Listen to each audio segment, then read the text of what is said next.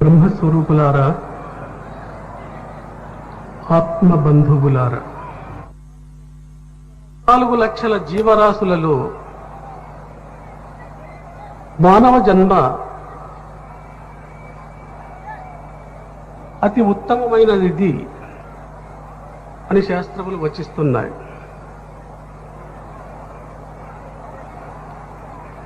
ఈ భూమి మీద మానవుని బ్రతుకు 100 సంవత్సరములు అని అన్నారు. శతాయుష్మాన్ భవ అని వేదములు అన్నాయి. ఈ 100 సంవత్సరముల జీవితంలో మానవుడు అనేక విధమైనటువంటి కష్టములకు, బాధలకు, దుఃఖములకు లోనవుతున్నాడు.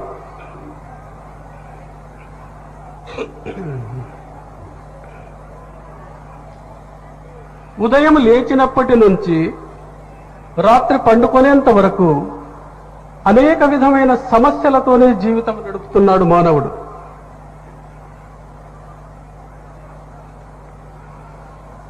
కొంతమందికి అనారోగ్యపు చింత,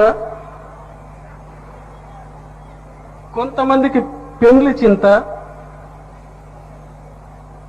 కొంతమందికి పిల్లల చింత,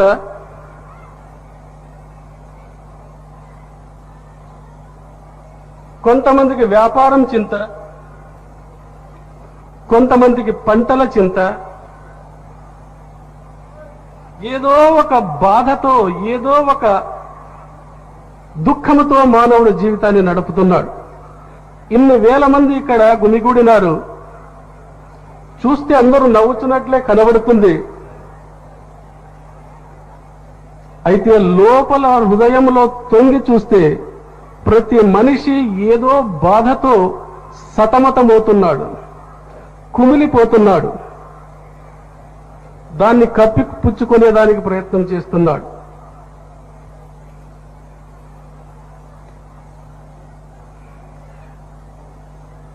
బాబా ఫరీద్ అనే సూఫీ సెయింట్ పంజాబీ భాషలో ఒక చక్కని మాట అంటాడు. ఫరీదా మై జానియా దుఃఖ ముజుకు, ఫరీదా మై జానియా దుఃఖ ముజుకు, దుఃఖ సబాయి ఏ జగి, ఉచ్చే చెడికై దేఖియా తా ఘరి ఘరి ఏహా ఆగి. ఫరీదా జానియా దుఃఖ ముజుకు, ఈ దుఃఖం కేవలం నాకే అని అనుకుంటుంటే, ఉచ్చే చెడికై దేఖియా, కొంచెం యోచించి చూస్తే, వివేకంతో యోచించి చూస్తే, అనుభవంతో చూస్తే, దుఃఖ సబాయి ఏ జగి, ప్రతి చోట ఈ దుఃఖం ఉన్నదే ఉన్నది. ఉచ్చే చెడికై దేఖియా తా ఘరి ఘరి ఏహా ఆగి, ప్రతి ఇంటిలో, ప్రతి ఒక్కరిలో ఏదో ఒక బాధ ఉంది, ఏదో ఒక సమస్య, ఏవో సమస్యల చేత మానవుడు సతమతమైపోతున్నాడు. అయితే చెప్పుకోలేకపోతున్నాడు.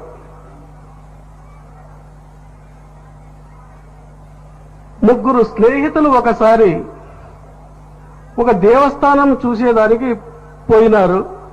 చాలా అందంగా, చాలా బాగా కట్టినారు ఆ దేవస్థానం. చుట్టూ చూసుకుంటూ వస్తున్నారు ఆ దేవస్థానం యొక్క కళా వైభవాన్ని. అందులో ఒకడు ఒక చోట గణేశుని విగ్రహం చూసినాడు. చాలా అందంగా ఉంది, చాలా బాగా ఉంది. ఆ గణేశుని బొడ్డులో రంధ్రం ఉంది. వాడు ఒక వేలు తీసుకుపోయి ఆ రంధ్రంలో దూర్చినాడు. లోపల కొన్ని తేళ్లు కాపురం చేస్తున్నాయి. వీడు వేలు పెట్టిన తక్షణం అందులో ఒక తేలు వీడు ఏమో చేస్తాడని చెప్పి చటక్కన కాటేసి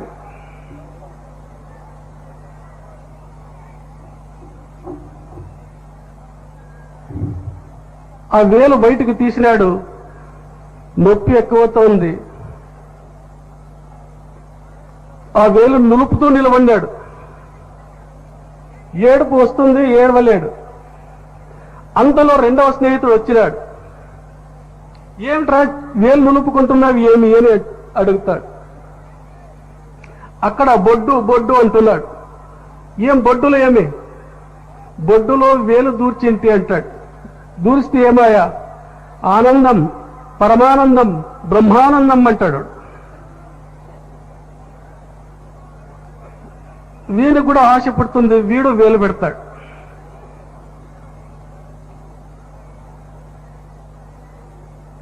అక్కడ కొన్ని తేళ్లు రెడీగా ఉన్నాయి. మొదటి తేలు రెండవ తేలు రెండు కలిసి 2 సార్లు కాటేస్తాడు. ఇంకా వాడు వేలు తీస్తాడు. బాధ ఎక్కువైపోయింది. గట్టిగా నిలుపుకుంటున్నాడు. ఇంకా అంటున్నాడు. అంతలో మూడవ వాడు వచ్చినాడు. ఏమిట్రా వేలు నిలుపుకుంటున్నారు ఏమి అని అడుగుతాడు. ఇద్దరూ కలిసి చెప్తున్నారు. గణేశుని విగ్రహం, బొడ్డు, వేలు. ఏంటి వేలు? లోపల పెడితే ఏమైంది? ఆనందం, బ్రహ్మానందం, పరమానందం. వీనికి ఆశపెట్ట వీడో పెట్టాడు.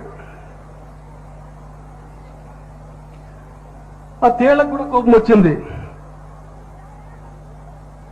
3 తేళ్లు ఒకేసారి ఠకా ఠకా ఠకా కాటేసినాయి. ఇంకా మూడో వాడు ఇంకా వేలు తీసినాడు బయటికి. ఇంకా భరించలేదు. ఇంకా వానికి బాధ ఎక్కువైంది. అరిచేదానికి మొత్తుకునేదానికి ప్రారంభం చేసినాడు. వాణ్ణి చూసి ఇద్దరు ఇంకా అరిచేదానికి ఏడ్చేదానికి మొత్తుకునేదానికి ప్రారంభం చేసినారు. అందరి జీవితాలు ఇట్లే ఉన్నాయి. బయటికి చెప్పుకోలేరు అంతే.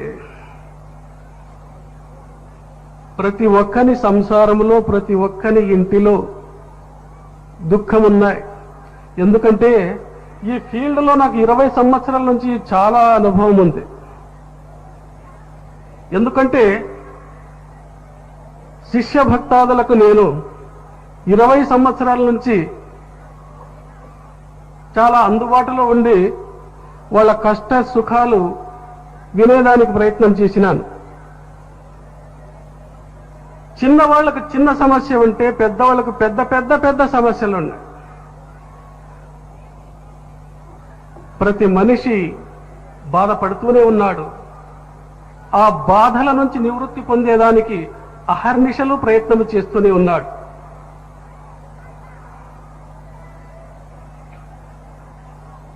ఈ సుఖము దుఃఖము అన్నటువంటివి రాత్రి పగలు ఉన్నట్లోని వేదాంతం అంటుంది. Pleasure and pain like light and darkness succeed each other.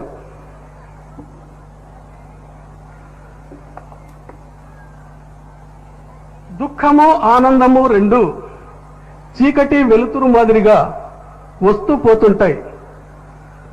అయితే మానవుని జీవితంలో ఎక్కువ భాగం దుఃఖాలే ఉన్నాయి. హ్యాపీనెస్ ఈజ్ మొమెంటరీ అంటాడు బుద్ధుడు. తాత్కాలికమే ఆనందము, దుఃఖమే మనకు అందుబాటులో ఉంటుంది, మా దగ్గర ఎప్పుడూ ఉంటుంది.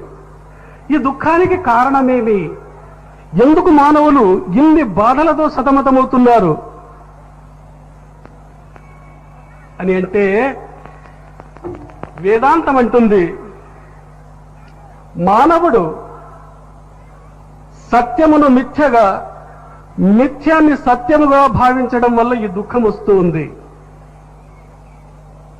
సత్యాన్ని సత్యంగా, మిథ్యను మిథ్యగా చూచిన నాడు, తెలుసుకున్న నాడు దుఃఖానికి అవకాశమే లేదంటుంది వేదాంతం. రజ్జు సర్ప భ్రాంతి అని వేదాంతం ఉంటుంది.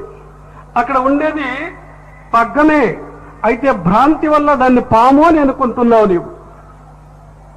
ఈ కారణాల వల్ల దుఃఖం వస్తుంది. శరీరం చూడండి, ఇది శాశ్వతము కాదు, అశాశ్వతమైనది.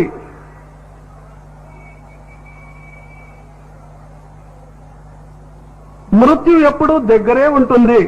అనిత్యాని శరీరాణి విభవో నైవ శాశ్వతః నిత్యం సన్నిహితో మృత్యు కర్తవ్యో ధర్మ సంగ్రహ శాస్త్రం అంటుంది. శరీరం అనిత్యమైనటువంటిది, ఇది దీన్ని నిత్యమైనదిగా భావిస్తున్నాడు మానవుడు. దీన్ని చాలా జాగ్రత్తగా చూసుకునేదానికి ప్రయత్నం చేస్తున్నాడు. ఇది ఎన్నో సంవత్సరాలు భద్రంగా ఉంటుంది అని అనుకుంటున్నాడు మానవుడు. రోసిందేమిటి రోతలేమిటి మనోరోగస్తుడై దేహి, పూసిందేమిటి పూతలేమిటి మదాపూతంబులే దేహముల్, మూసిందేమిటి మూతలేమిటి సదా మూఢత్వమే గాని, చేసిందేమిటి చేతలేమిటి వృథా శ్రీకాళహస్తీశ్వర. రోషిందేమిటి రోతలేమిటి. రోషం వస్తుంది, మనకు ద్వేషం వస్తుంది, అసూయలు వస్తాయి, వ్యర్థమైనటువంటివి ఇవి. ఈ దేహాన్ని శాశ్వతం అనుకుంటున్నాం. పూసిందేమిటి పూతలేమిటి మదాపూతంబులే దేహముల్. ఈ దేహానికి ఏమేమో పూసుకుంటున్నాం. ఉదయం లేచినప్పటి నుంచి రాత్రి పండుకునేంత వరకు, ముఖ్యంగా ఆడవాళ్ళు అద్దం ముందు ఎక్కువసేపు నిలబడతారంట. దేహం యొక్క అలంకరణ ఎక్కువ శ్రమ, ఎక్కువ శ్రద్ధ వహిస్తారు ఆడవాళ్ళు అని. పూసిందేమిటి పూతలేమిటి మదాపూతంబులే దేహముల్, మూసిందేమిటి మూతలేమిటి. ఈ దేహాన్ని మూసేదానికి రకరకములైనటువంటి బట్టలను ఉపయోగిస్తాడు మానవుడు. పుట్టినప్పుడు పోయేటప్పుడు బట్టలు లేకుండా వస్తాడు, బట్టలు లేకుండానే పోతాడు. ఈ దేహములోని దేహి వెళ్లిపోయిన తక్షణం ఉన్న బట్టలన్నీ ఊడబెరికి బట్టలో చుట్టి తీసుకుపోయి అగ్గికి ఆహారంగా చేస్తారు, లేకుంటే పూడ్చిపెట్టేస్తారు.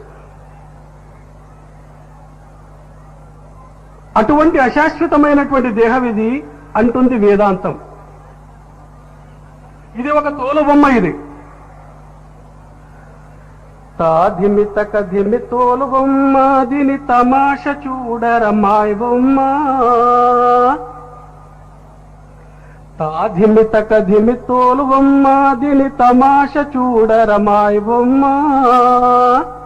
తాధిమి తకధిమి తళాంగు తకధిమి తాధిమి తకధిమి తళాంగు తకధిమి ధిమి తకధిమి తక తోలుబొమ్మ.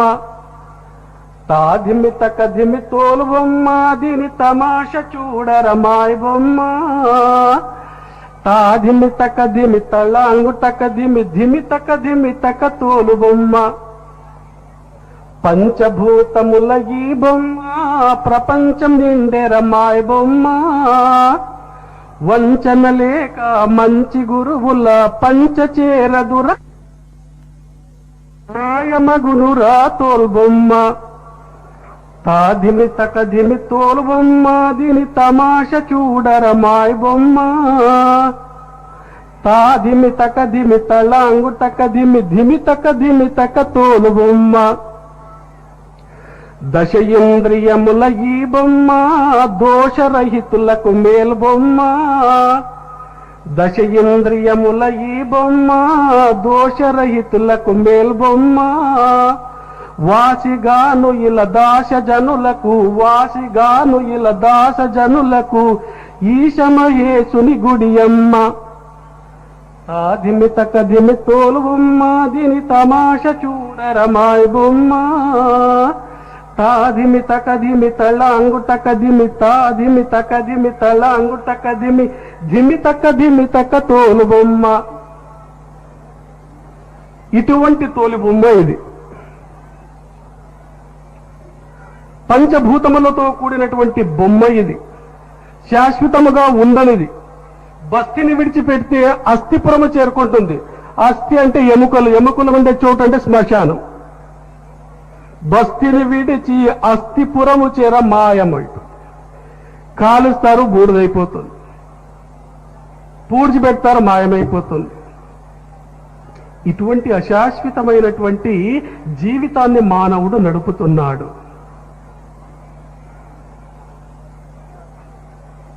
కాబట్టి సత్యము తెలుసుకోవాలి. సత్యను మిథ్యగా, మిథ్యను సత్యంగా పొరపాటు పడుకోకుండా వేదాంతులు చెప్పినటువంటి మార్గంలో ప్రయాణం చేయాలి. అంతేకాదు, దేహమే కాదు, భార్య, బిడ్డలు, ధనము, సంపద ఇవన్నీ అశాశ్వతములే. ఈ సత్యాన్ని తెలుసుకోవాలి. క్రమక్రమేణ వైరాగ్య భావనను చెందించుకోవాలి, వృద్ధి చేసుకోవాలి. గురు శిష్యులు ఇద్దరు ప్రయాణమైనారు. ఒక పెద్ద చెట్టు, బాగా నీడ ఉంది. అక్కడ విశ్రాంతి తీసుకునేదానికి గురువు శిష్యుని చెప్తాడు, ఇక్కడ విశ్రాంతి తీసుకుందాం, వంట చేయి, నువ్వు భోంచేసుకొని నిదానంగా ముందుకు పోదామని. బాగా ఎండ ఉంది. శిష్యుడు పరుపు వేసినాడు, గురువు అడ్డం పడినట్లు రెస్ట్ తీసుకుంటున్నాడు. శిష్యుడు కట్టెలో నీళ్లు తెచ్చేదానికి పోయినాడు. గురువు కొంచెం దూరంలో గురువుకు ఒక సంచి కనబడుతుంది. ఏమి ఈ అడవిలో సంచి ఉంది కదా అని లేచి దగ్గరకు పోతాడు. సంచి విప్పి లోపల చూస్తాడు. 2 బంగారు ముద్దలు కనబడతాయి. 2 బంగారు ముద్దలను చూస్తాడు గురువు. చుట్టూ కలయ చూస్తాడు, ఎవరైనా ఉన్నారా, ఇది ఎవరికైనా సంబంధించిందే అని. వైరాగ్య పురుషుడు గురువు చూడండి, క్షణములో మనసు ఏ రీతిగా మారిపోతుంది. ఎవ్వరూ లేరు. కొంచెం అల్లంత దూరంలో అట్లా పోయి తొంగి చూస్తాడు, ఎవ్వరూ లేరు. వెంటనే తీసుకుని ఆ 2 బంగారు ముద్దలను తన జోలిలో వేసుకుంటాడు. వచ్చి రెస్ట్ తీసుకుంటున్నాడు. అంతలో శిష్యుడు వస్తాడు, నీళ్లు తీసుకువస్తాడు, కట్టెలు తీసుకొస్తాడు, వండుతున్నాడు. గురువుకు భయం ప్రారంభమైంది, ఆతృత ప్రారంభమైంది, ఆశ పుట్టుకొస్తుంది లోపల. ఒరే శిష్య, త్వరగా వంట చేయి, త్వరగా వెళ్ళిపోదాం, మేము త్వరగా పక్క ఊరు చేరుకుందాము అని అంటాడు. ఎవరైనా దొంగలు వస్తారేమో అని భయమైన. వంట చేసినాడు, గబగబగబ తింటున్నాడు గురువు. ఎప్పుడూ తినలేదు అట్లా, నిదానంగా ఆనందంగా ఉండేవాడు. గబగబ తింటున్నాడు గురువు. శిష్యుడు ఇదంతా అవలోకిస్తున్నాడు. ఎందుకు గురువులు ఇంత మార్పు వస్తుంది అర్థం కాలే.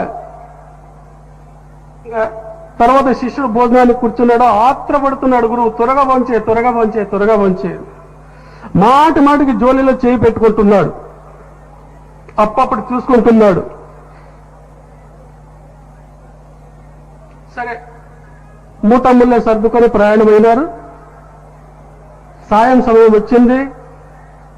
స్వామి గారు, మీరు ధ్యానం చేసుకోవాలి, ఇక్కడ నీళ్లు పడుతున్నాయి, స్నానం చేసుకోండి మీరు అంటే, గురువు అంటున్నాడు, ఈరోజు ధ్యానం లేకుండా పర్వాలేదు అంటున్నాడు. ఎప్పుడూ ధ్యానం తప్పించుకోకుండా ఉండే గురువు ఆ రోజు ధ్యానం లేకుండా పర్వాలేదు అంటున్నాడు.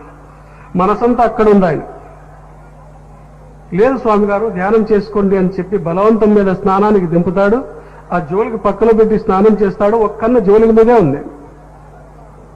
వచ్చి ధ్యానానికి కూర్చోబెడతాడు బలవంతంగా. శిష్యునికి అనుమానం వస్తుంది, ఏమో జరిగింది, మాట మాటకి జోలి చూసుకుంటున్నాడు కదా, అందులో ఏమైనా ఉందా. ధ్యానంలో కూర్చున్నాడు గురువు. మెల్లగా వచ్చి ఆ జోలి తీసి చూస్తాడు, 2 బంగారు ముద్దలున్నాయి. రే అసలైన కారణం ఇది.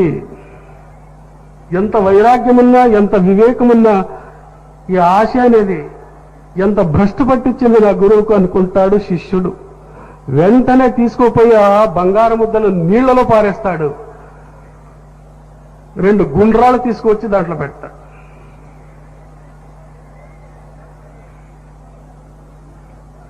ధ్యానం అయిపోయే దానం అయినట్లు చేస్తాడంతే. శిష్య పోదాం పదా అంటాడు. కానీ స్వామి పోదాం అని సర్దుతున్నాడు. గురువు ఆ జోలి చూసుకుంటున్నాడు. ఎందుకో కొంచెం తూకం తక్కువ ఉన్నట్లుంది అనుకుంటాడు. ఇంతకు ముందు ఎక్కువ తూకం ఉండేది, ఇప్పుడు తక్కువైపోయింది. ఏమి కారణం? ఏమి చూస్తాడు, అది వింతగా కనబడుతుంది, బంగారుగా మెరుపు లేదు. బయటకు తీసి చూస్తాడు, గుండ్రాళ్ళు. అప్పుడు అనుకుంటాడు, అయ్యో భ్రాంతి ఇది, అప్పటికీ ఇదే, ఇది ఇప్పటికీ ఇదే. అప్పుడు నేను అనుకున్నాను ఇది బంగారు అనుకొని, అనుకుని దాన్ని తీసుకుపోయి నీళ్ళు వేస్తాడు. స్వామి వెళదాం పదండి, త్వరగా టైం అవుతుంది అంటాడు శిష్యుడు. గురువు అంటాడు, ఏమంత అవసరం వచ్చిందిలే శిష్య, ఏమంత అవసరం వచ్చింది? మా దగ్గర ఏముందని, మేము సన్యాసులం, ఇక్కడే హాయిగా రెస్ట్ తీసుకొని ఉదయం పోదాములే. ఎంత మార్పు వచ్చింది గురువులో!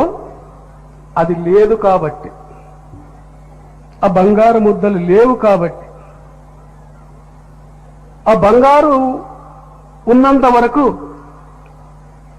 ఆత్రం ఎక్కువైంది, భయం ఎక్కువైంది, ఆశ పెరుగుతూ ఉంది. కలలు కంటున్నాడు, దాన్ని తీసుకుపోయి ఏం చేయాలా, ఎట్లు బతకల్లా, ఏం చేయాలా. ఇన్నిటికి కారణం ఆశ. చూడండి, తనది కాని దాన్ని తనది అనుకుంటున్నాడు. వేదాంతం కూడా ఇదే అంటుంది, ఇదంతా అశాశ్వతం, ఒక్క ఆత్మ తప్ప ప్రపంచంలో ఏదే శాశ్వతము కాదు. ఈ భార్య, పిల్లలు, బాంధవులు వహతి సంగతః సంయోగాశ్చ వియోగాశ్చ తత్ర కా పరిదేవన. నది ప్రవహించే సందర్భంలో చెత్త చెదారం, కట్టెలు వగైరా వగైరా వచ్చి కలుసుకొని కొంతసేపు ప్రయాణం చేస్తాయంట. కొంత దూరము పోయిన తర్వాత అవి విడిపోతాయంట. దీని దావ దీనికి అవుతుంది, దీని దావ దీనికి అవుతుంది. అదే రీతిగా ఈ భార్య, ఈ పిల్లలు, ఈ బాంధవులంతా నదిలో ఏ రీతిగా కట్టెలు కలుసుకొని రెండు కొంత దూరం ప్రయాణం చేసి తర్వాత విడిపోతాయో, అదే రీతిగా మన బాంధవ్యాలు కూడా ఇంతే. కొంతకాలం కలిసిమెలిసి ఉంటారు. తండ్రి కొడుకునండి, భార్య భర్తలనండి, అక్క చెల్లెళ్ళు, అన్నదమ్ములు, అత్తమామలు, కోడళ్ళు, అల్లుళ్ళు, ఇదంతా బంధం కొంతవరకే. తన టైం వస్తే తన దారి పట్టుకొని తాను వెళ్ళిపోతాడు. ఎవ్వరికీ చెప్పడు, నేను పోతున్నానని ఎవ్వరికీ చెప్పడు, ఎవ్వరికీ తెలుపడు. ఇంత అశాశ్వతంగా ఉంది ఈ జీవితం.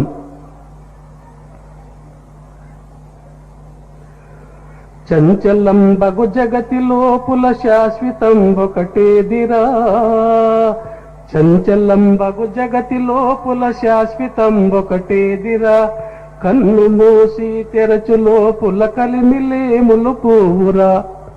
మాయ సంసారంబురా, ఇది మనసు నిలకడలేదురా. నాది నీది అనుచు నరుడా, వాదులాడబోకురా. చంచలం బగు జగతి లోపుల శాశ్వతం ఒకటేదిరా.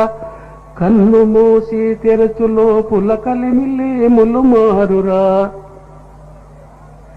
రాజు రైతు అనిడు భేదము బ్రతికి ఉండే వరకెరా. మట్టి మట్టిలో కలిసినాక ఎట్టి భేదము లేదురా. చంచలం బగు జగతి లోపుల శాశ్వతం ఒకటేదిరా. కన్ను మూసి తెరచు లోపుల కలిమిలేములు మారురా. కాతే కాంతా కస్తే పుత్రః సంసారో యవతీవ విచిత్రః. కస్యత్వం కః కుతాయాతః తత్వం చింతః తదిహ భ్రాతః. భజ గోవిందం భజ గోవిందం గోవిందం భజ మూఢమతే. సంప్రాప్తే సన్నిహితే కాలే నహి నహి రక్షతి దుఃఖృంకరణే. ఆది శంకరులు చాలా చక్కగా చెప్పారు. భార్య ఎవరు, పిల్లలు ఎవరు, దేహం ఏమిటి, సంసారం ఏమిటి, భ్రమ ఇది. కాబట్టి ఈ జీవితంలో మన లక్ష్యమేమి, మన ఉద్దేశమేమి అంటే ఆనందాన్ని పొందేది. బాల గంగాధర తిలక్ ఒక మాట ఎప్పుడూ అంటుండేవాడు, స్వాతంత్రం నా జన్మ హక్కు, దాన్ని నేను పొందే తీరుతాను అని. అదే రీతిగా వేదాంతులు అంటారు, ఆనందం మన జన్మ హక్కు, దాన్ని పొందే తీరాలి మానవుడు. మానవుడు సుఖస్వరూపుడు, ఆనంద స్వరూపుడు. చూడండి, కొంచెం తలనొప్పి వస్తే, కొంచెం జ్వరం వస్తే ఎంత బాగుంది, నాకు జ్వరం వచ్చింది అని ఎవరన్నా అంటారా? నాకు సివియర్ హెడేక్ అండి, చాలా చాలా బాగుందండి, ఎవరు అనరు. ఎందుకు? అవి దుఃఖాన్ని కలిగిస్తాయి, బాధలు కలిగిస్తాయి. దాన్ని సాధ్యమైనంత వరకు దూరం చేసుకునే దానికి మనిషి ప్రయత్నం చేస్తాడు. వెంటనే డాక్టర్ దగ్గర పోతాడు, సార్ ఎక్కువ తలనొప్పి ఉంది, ఎక్కువ జ్వరం ఉంది, త్వరగా గుచ్చండి ఇంజక్షన్. ఎందుకు? బాధ మానవుని స్వభావము కాదు, వారి స్వరూపము, వారి స్వభావము ఆనందమే. దుఃఖం వారి స్వభావం కాదు. ఈ దుఃఖం ఎందువల్ల వస్తుంది అంటే తృష్ణ వల్ల అని అంటాడు కృష్ణుడు, తృష్ణ వల్ల అని అంటాడు బుద్ధుడు. కోరికలు ఎక్కువైనట్లల్లో బాధలు ఎక్కువవుతాయి అని వేదాంతులు అంటారు. To avoid desires lead a very simple life అని అంటుంది వేదాంతం. ఈ కోరికలు అణుచుకునేదానికి ఒక సామాన్యమైనటువంటి సింపుల్ లైఫ్ లీడ్ చేయమంటాడు.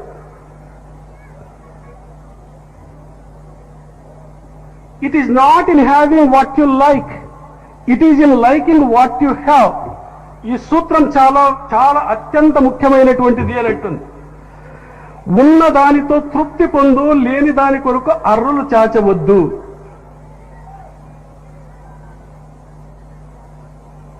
కాబట్టి cut down your desires, you will be very happy. కోరికలను అణుచుకుంటూ రండి, పరిమితం చేసుకోండి. అప్పుడు కోరికలు తక్కువైనట్లల్లా సుఖం ఎక్కువవుతుంది అని అంటాడు. Rejoice in everything, God is in charge of this universe. సమస్త విశ్వానికి అధిపతి పరమాత్ముడు. అలం తాళం మన్నల్లాహ లహు ముల్కు సమావాతి వల్లరజి ఉమాలకుం మిన్ దూనిల్లాహి మిన్ వలియ్యుం వలా నసీర్. ఈ భూమి, ఆకాశము సమస్తము ఒక్క దివ్యమైన శక్తి యొక్క అధీనములో ఉంది, ఆయన కంట్రోల్లో ఉంది. ఆయనే మనం పరమాత్ముడు అని అంటాం. ఈ కోరికలు అణుచుకుంటూ వస్తే స్థిరమైన సుఖాన్ని పొందేదానికి సాధ్యమవుతుంది అంటుంది వేదాంతం.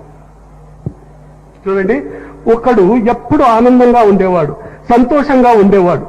ఒకసారి ఏమైందంటే, వాడు ఎక్కడో బయట ఇంటికి బీగం వేసుకొని వాకింగ్ పోయినాడు. అది ఎట్లా పడిందో ఏమో, అగ్గి పడింది ఇంటికి, అంతా కాలిపోయింది.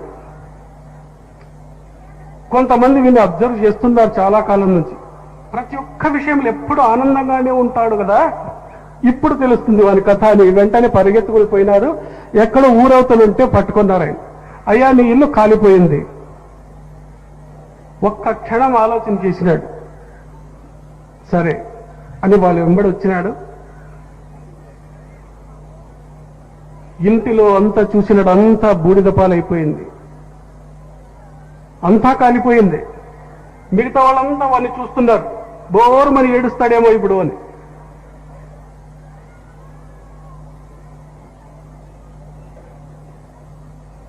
వాడు అంటాడు, my furniture is burnt, my utensils are burnt, my books are burnt, my ornaments are burnt, my clothes are burnt. మానవుని స్వభావము కాదు, వారి స్వరూపము, వారి స్వభావము ఆనందమే. దుఃఖం వారి స్వభావం కాదు.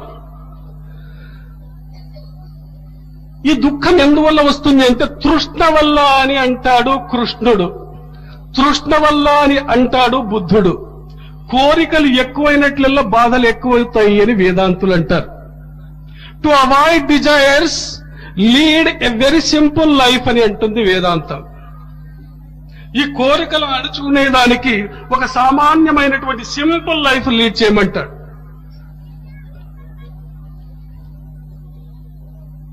It is not in having what you like, it is in liking what you have. ఈ సూత్రం చాలా చాలా అత్యంత ముఖ్యమైనటువంటిది అని అంటుంది. ఉన్న దానితో తృప్తి పొందు, లేని దాని కొరకు అర్రులు చాచవద్దు.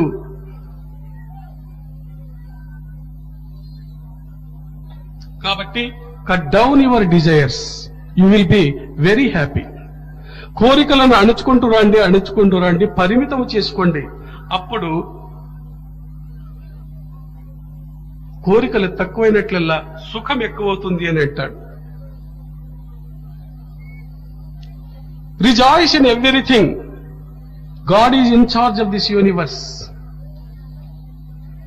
సమస్త విశ్వానికి అధిపతి పరమాత్ముడు. అలం తాళం అన్నల్లాహ లహు ముల్కు సమావాతి వల్లరజి ఉమాలకుం మిన్ దూనిల్లాహి మిన్ వలియ్యం వలా నసీర్. ఈ భూమి, ఆకాశము సమస్తము ఒక్క దివ్యమైన శక్తి యొక్క అధీనములో ఉంది, ఆయన కంట్రోల్లో ఉంది. ఆయన్నే మనం పరమాత్ముడు అని అంటాం. ఈ కోరికలు అణుచుకుంటూ వస్తే స్థిరమైన సుఖాన్ని పొందేదానికి సాధ్యమవుతుంది అంటుంది వేదాంతం. చూడండి, ఒకడు ఎప్పుడు ఆనందంగా ఉండేవాడు, సంతోషంగా ఉండేవాడు. ఒకసారి ఏమైందంటే వాడు ఎక్కడో బయట ఇంటికి బీగం వేసుకొని వాకింగ్ పోయినాడు. అది ఎట్లా పడిందో ఏమో, అగ్గి పడింది ఇంటికి, అంతా కాలిపోయింది. కొంతమంది వీడిని అబ్జర్వ్ చేస్తున్నారు చాలా కాలం నుంచి. ప్రతి ఒక్క విషయంలో ఎప్పుడు ఆనందంగానే ఉంటాడు కదా, ఇప్పుడు తెలుస్తుంది వాని కథ అని. వెంటనే పరిగెత్తుకుని పోయినారు. ఎక్కడో ఊరవతలుంటే పట్టుకున్నారు ఆయన. అయ్యా, నీ ఇల్లు కాలిపోయింది. ఒక్క క్షణం ఆలోచన చేసినాడు. సరే అని వాళ్ళు వెంబడి వచ్చినాడు. ఇంటిలో అంతా చూసినాడు, అంతా బూడిద పాలైపోయింది, అంతా కాలిపోయింది. మిగతా వాళ్ళంతా వాడిని చూస్తున్నారు, బోరుమని ఏడుస్తాడేమో ఇప్పుడు అని.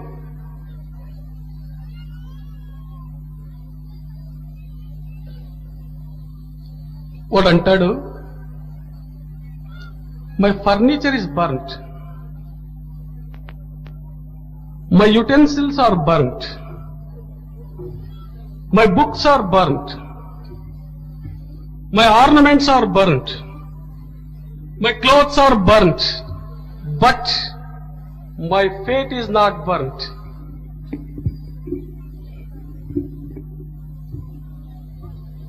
నా పుస్తకాలు కాలిపోయినాయి, నా పాత్రలు బూడిదైపోయినాయి, నా ఫైల్స్ అన్ని పోయినాయి, నా బట్టలన్నీ పోయినాయి, నా ఫర్నిచర్ అంతా పోయింది. అయితే నా అదృష్టం, నా విధి కాలలేదు. అందరికి ఆశ్చర్యమైపోయింది.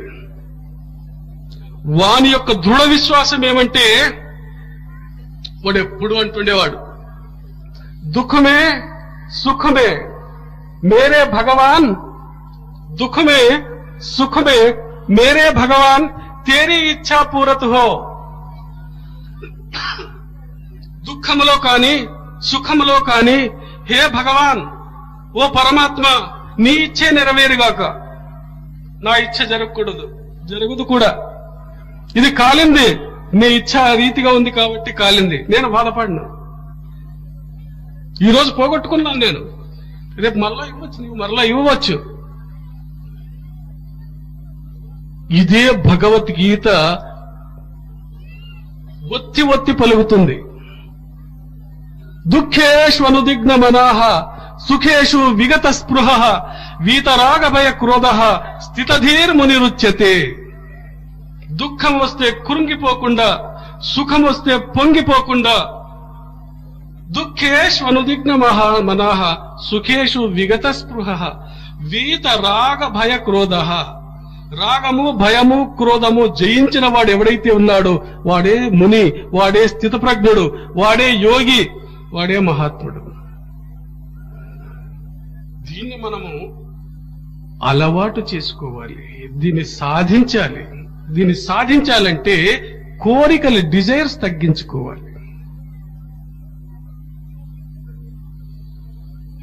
ఉపనిషత్తులు, వేదములు ఏమంటాయంటే, త్యాగే నైకే అమృతత్వ మానసు. త్యాగము లేకుంటే ఏమీ సాధించలేవు నీవు. స్వార్థం ఉన్నంత వరకు ఏమీ సాధించలేవు నీవు. త్యాగము కావాలి, స్వార్థ త్యాగము కావాలి అంటుంది వేదాంతం. చూడండి, ఒకసారి నేను అక్కక్కడ చిన్న చిన్న ఉదాహరణలు చెప్తూ పోతాను. ఎందుకంటే ఇక్కడ నా శిష్య భక్తాదులు ఎక్కువ మంది విద్యా గంధం లేనటువంటి వాళ్ళు, అవిద్యావంతులు ఉన్నారు. విద్యావంతులు ఎట్లా తెలుసుకుంటారు, వాళ్లకు కూడా విషయాలు తెలియజేసేదానికి అక్కక్కడ చిన్న చిన్న ఉదాహరణలు చెప్తూ పోతాను. ఒకసారి ఒక నదికి ఒక చెరువుకు తగాదా వచ్చిందండి. చెరువు నదితో అంటూ ఉంది, ఓ నది, నీకు బుద్ధి లేదు. ఎందుకు అంటే నీవు నీ నీటినంతా సముద్రానికి ఇస్తున్నావు, దీనికి ప్రతిఫలంగా సముద్రము నీకేమిస్తున్నాడు? సముద్రుడికి ఏమైనా కృతజ్ఞత ఉందే? చేసిన మేలు జ్ఞాపం చేసుకుంటున్నాడా? కృతజ్ఞుడు సముద్రుడు. నీవు ఎంతటి తీయని నీళ్లు ఇచ్చినప్పటికీ సముద్రుడు తన ఉప్పుదనాన్ని కోల్పోతున్నాడా? లేదే. పోనీ నీవు అన్ని నీళ్లు ఇస్తున్నావు కదా, ఒక ఇంచైనా దాన్ని హైట్ పెంచుకుంటున్నాడా? అది లేదే. ఎట్లా ఉన్నాడు అట్లే ఉన్నాడు కదా. కృతజ్ఞుడు సముద్రుడు, వానికి నీళ్ళు ఇస్తున్నావు కదా. అందుకు నది అంటుంది, ఓ చెరువా, కృషి చేయడములోనే నాకు ఆనందం ఉంది, పని చేయడములోనే నాకు ఆనందం ఉంది. దాని ఫలితం గురించి నేను ఆలోచన చేయడం లేదు, దాన్ని గురించి ఆలోచన చేసేదానికి సమయం కూడా లేదు. ఇచ్చుకునేది నాకు తెలుసు, పుచ్చుకునేది నాకు తెలియదు. రాత్రింబవళ్ళు ఇచ్చుకునే దానిలోనే ఆనందం పొందుతూ ఉన్నాను నేను. ఈ జవాబు చెప్పింది నది. 5-6 నెలలకు ఆ చెరువులో నీళ్లు తగ్గిపోయినాయి. ఎవరికి దానం చేయలేదు చెరువు. నీళ్లు తగ్గిపోయినాయి, పురుగులు పడినాయి, దుర్గంధమైంది. అయితే ఆ నది యొక్క ప్రారంభ స్థానం, ఉగమ స్థానం, ఎప్పుడూ అది ఎండిపోలేదు. నిత్యము నీళ్లు వస్తున్నాయి, సముద్రానికి ఇస్తున్నాడు. ఇదే భగవద్గీత సారం. కర్మణ్యేవాధికారస్తే మా ఫలేషు కదాచన మా కర్మఫల హేతుర్భూర్మాతే సంగోస్త్వ కర్మణి. కర్మ చేయుట ఎందే నీకు అధికారం ఉంది, దాని ప్రతిఫలం నీవు ఆశించవద్దు, ఫలితం గురించి ఆలోచన చేయవద్దు. ఇచ్చేది నేర్చుకో, పుచ్చుకునేది నేర్చుకోవద్దు. మహాయోగులు, మహాత్ములంతా ఇదే చెప్తూ వచ్చినారు. వాళ్ళు తమ జీవితంలో ఆచరణ చేసి చూపించినారు. కాబట్టి వేదాంతం కూడా పని చేయుట యందు ఆసక్తి చూపించు, ఫలితం గురించి నీవు ఆలోచన చేయవద్దు.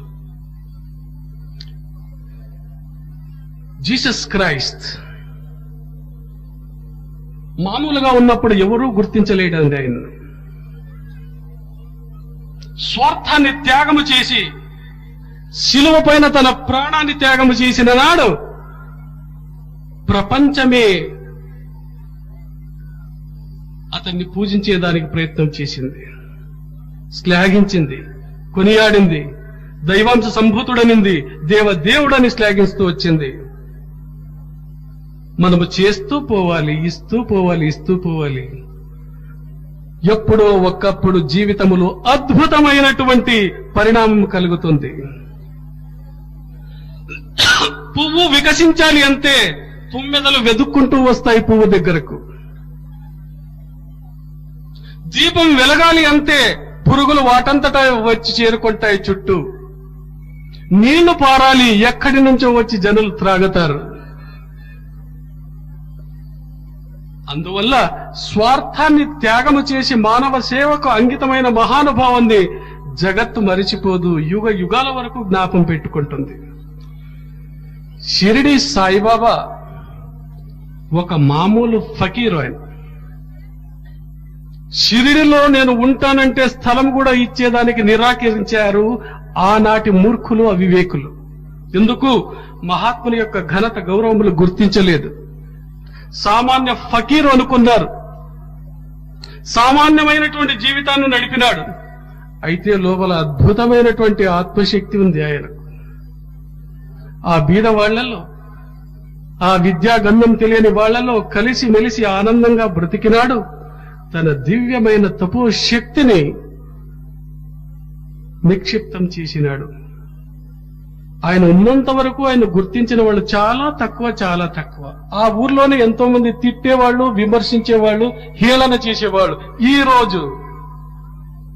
రోజు 100 సంవత్సరముల కాలేదు ఆయన సమాధి. ఇంకా షిరిడి సాయిబాబా సమాధి 100 సంవత్సరముల కాలేదు. 1918లో సమాధి అయినారు. 100 సంవత్సరములు తిరగక ముందే ఆ మహాత్ముని అద్భుత తపో శక్తి ఏ రీతిగా పనిచేస్తుంది చూడండి. ఆంధ్రదేశంలో ఎక్కడ పోయినా, ఎక్కడ చూసినా సాయి సాయి సాయి సాయిరాం, సాయి ప్రభో, సాయినాథ్ అంటున్నారు.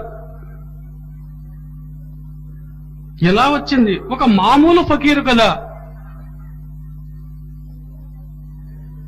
ఖుదీ జిందా హో తో ఫకీర్ బి షెహన్షాహీ नहीं है, तगरिल वो संजर से कमशिको फकीर. खुद ही है जिंदा तो फकीर भी शहनशाही. ఈ ఆత్మ బ్రతికి ఉంటే వాడు భిక్షగాడైనప్పటికీ మహారాజే. ఖుదీ జిందా హై తో ఫకీర్ బి షెహన్షాహీ.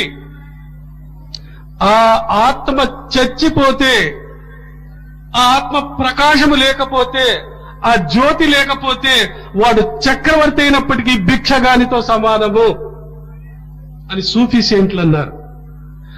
ఆ ఖుదీ జిందాగా ఉండింది షిరిడి సాయిబాబాలో. ఆయన మామూలు ఫకీర్ కాదు, ఆయన రారాజు, చక్రవర్తి ఆయన. అందువల్ల love lives by giving and for giving. Love lives by giving and forgiving. Self lives by getting and forgetting. Love is selflessness and self is lovelessness. ప్రేమకు ఇచ్చేది తెలుసు, క్షమించేది తెలుసు.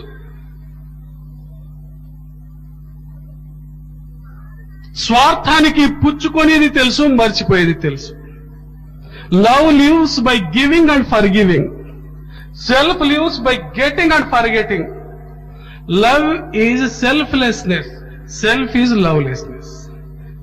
ప్రేమ రహితమైంది స్వార్థం, స్వార్థ రహితమైనది ప్రేమ.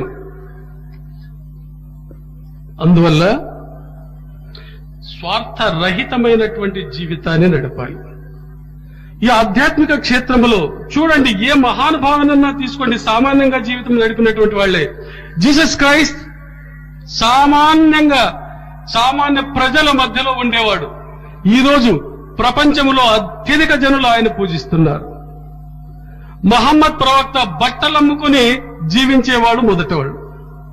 అయితే ప్రపంచంలో చాలా మంది కొనియాడుతున్నారు, పూజిస్తున్నారు. బుద్ధుడు తన వైభవాన్ని విడిచిపెట్టి సామాన్యునిగా బ్రతికినాడు. జగత్తే కొనియాడుతూ ఉంది. మహావీరుడు సర్వము త్యాగం చేసిపోయినాడు. ప్రపంచం చాలా మంది పూజిస్తున్నారు. ఈ రీతిగా మహాత్ములు స్వార్థాన్ని త్యాగం చేసి మానవ సేవకు నడుము కట్టినారు కాబట్టి వాళ్ళ పేరు, ప్రతిష్టలు శాశ్వతంగా నిలుస్తాయి. ఈ క్షేత్రములో గురువు యొక్క అవసరం ఎంతైనా ఉంది.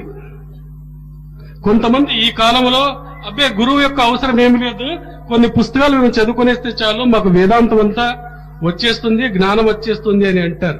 ఇది పవిత్రమైనటువంటి, పరమ పవిత్రమైనటువంటి సంప్రదాయం. ఇది గురు సంప్రదాయం. అలనాడు దైవాంశ సంభూతుడు శ్రీరామచంద్రుడు వశిష్ఠుణ్ణి గురువుగా భావించినాడు, పూజించినాడు. కృష్ణుడు దైవాంశ సంభూతుడే. సాందీప మహాముని దైవంగా, గురువుగా భావించినాడు. శంకరుడు చాలా అద్వితీయమైనటువంటి జ్ఞాన సంపన్నుడు, గురువును పొందినాడు. మధ్వాచార్యులు గురువును పొందినారు. రామానుజాచార్యులు గురువును పొందినారు. ప్రతి ఒక్కరూ గురువులను ఆశ్రయించినారు. గురువు యొక్క అవసరం ఎంతైనా ఉంది. మన ఆంధ్రదేశంలో ఆధ్యాత్మిక క్షేత్రంలో విప్లవ జ్యోతిని రగిలించినటువంటి వాడు వేమన. అటువంటి వాడు కూడా అంటాడు, గురుని శిక్ష లేక గురుతెట్లు అబ్బునో, గురుని శిక్ష లేక గురుతెట్లు అబ్బునో, అజునికైన వాని యబ్బకైన. గురుని శిక్ష లేక గురుతెట్లు అబ్బునో, అజునికైన వాని యబ్బకైన. తాళపు చెవి లేక తలుపెట్టు లూడునో, విశ్వదాభిరామ వినురవేమ.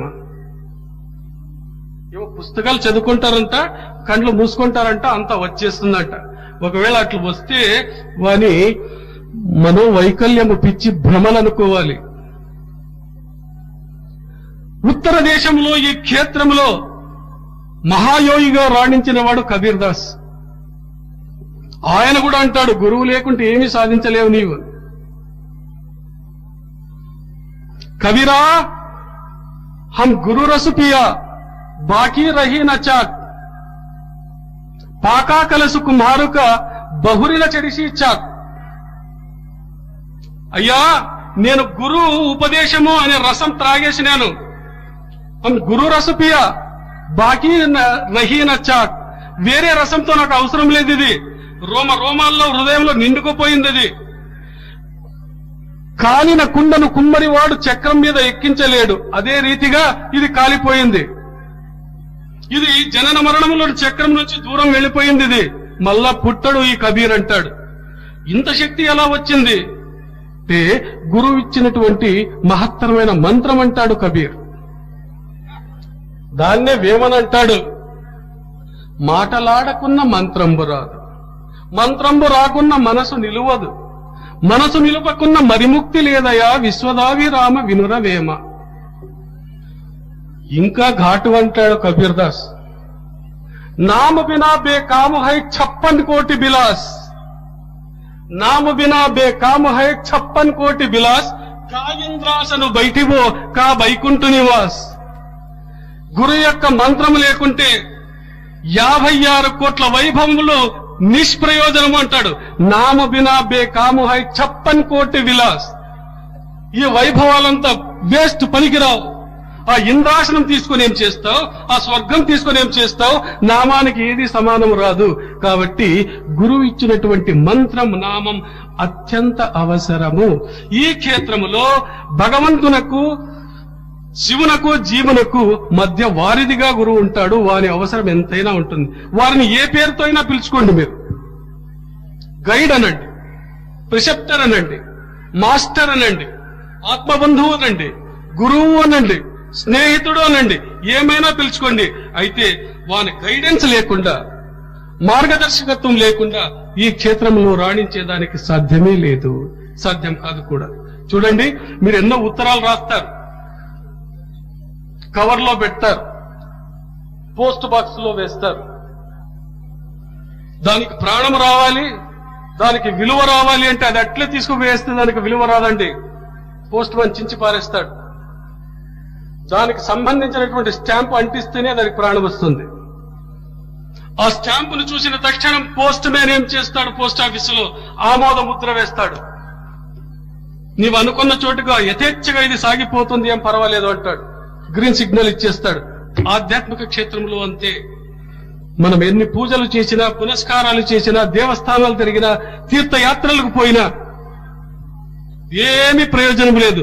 గురువు యొక్క మార్గదర్శకత్వము, గురువు అని స్టాంప్ అతికించుకోవాలి హృదయంలో.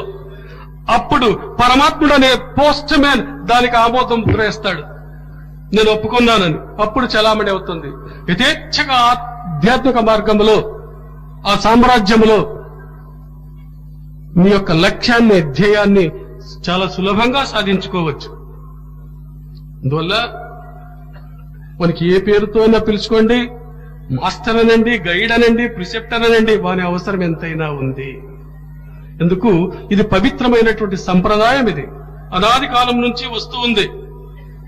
ఏం నేర్పిస్తాడు గురువు? పరమాత్ముడు ఒక్కడే అనే మాట మొట్టమొదటిగా చెప్తాడు గురువు. ఆ పరమాత్మని కొరకు ప్రాకులాడుతున్నారు ధర్మములు తెలియనటువంటి అవివేకులు, అజ్ఞానులు.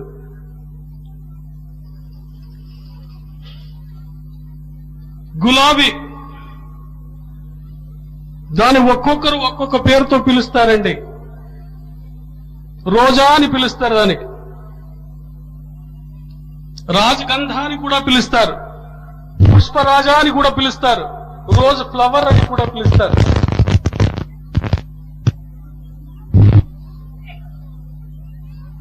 వాళ్ళ ఊర్లలో వాళ్ళ భాషలో ఏ పేరుతో అయినా పిలిచవచ్చు. అయితే రోజా పువ్వు ఒక్కటే కదండి. ఒకడు రోజా అంటాడు, రాజగంధ అంటాడు,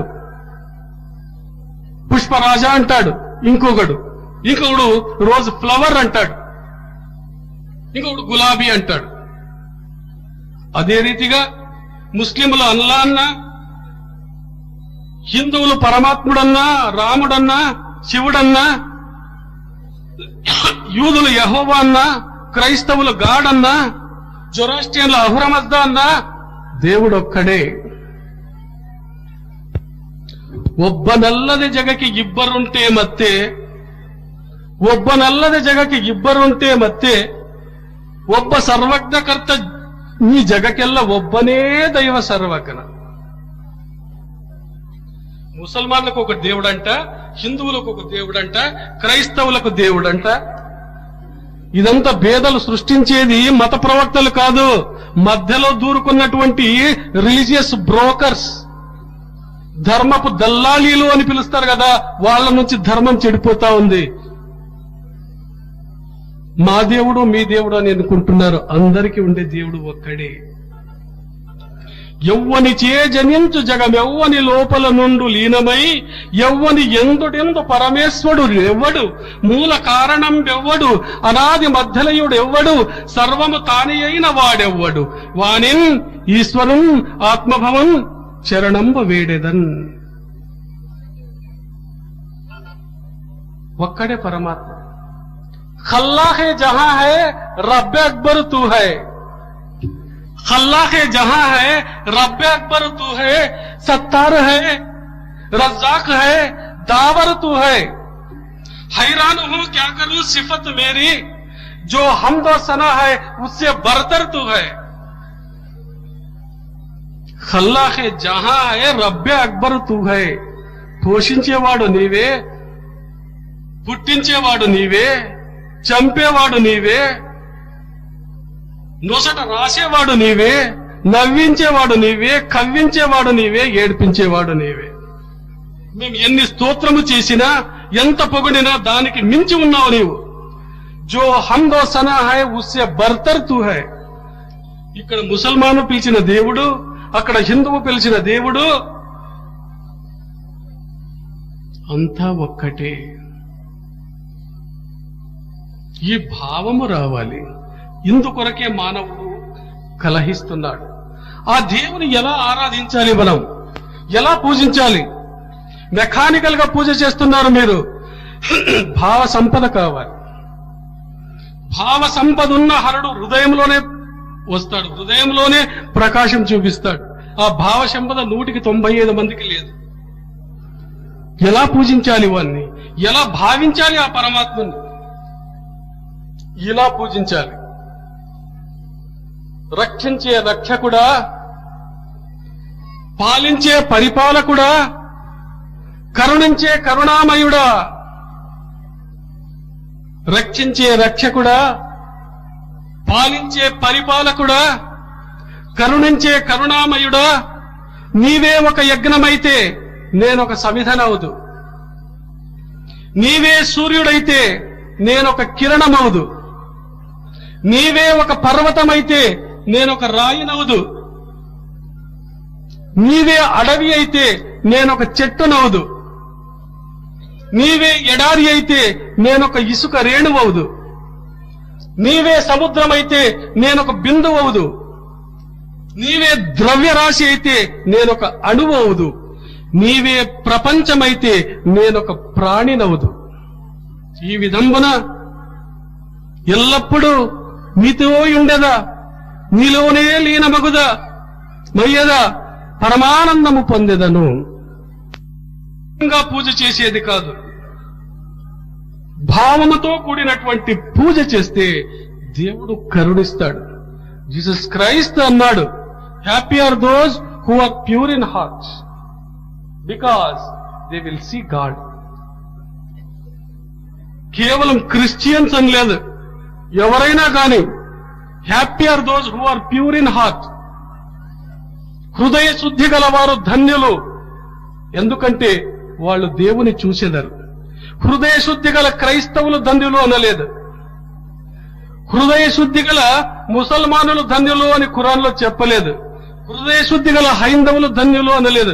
ఎవరైనా కానీ happy are those who are pure in heart because they will see God. Definite గా వాళ్ళు దేవుని చూస్తారు. ఎంత ఒత్తి చెప్తున్నాడు మహనీయుడు. అందువల్ల కేవలం జుట్టు విడిచినంత మాత్రమే నేను హిందువు అని భావించకూడదు, గడ్డం విడిచినంత మాత్రమే నేను ముసల్మానుడు అని భావించకూడదు.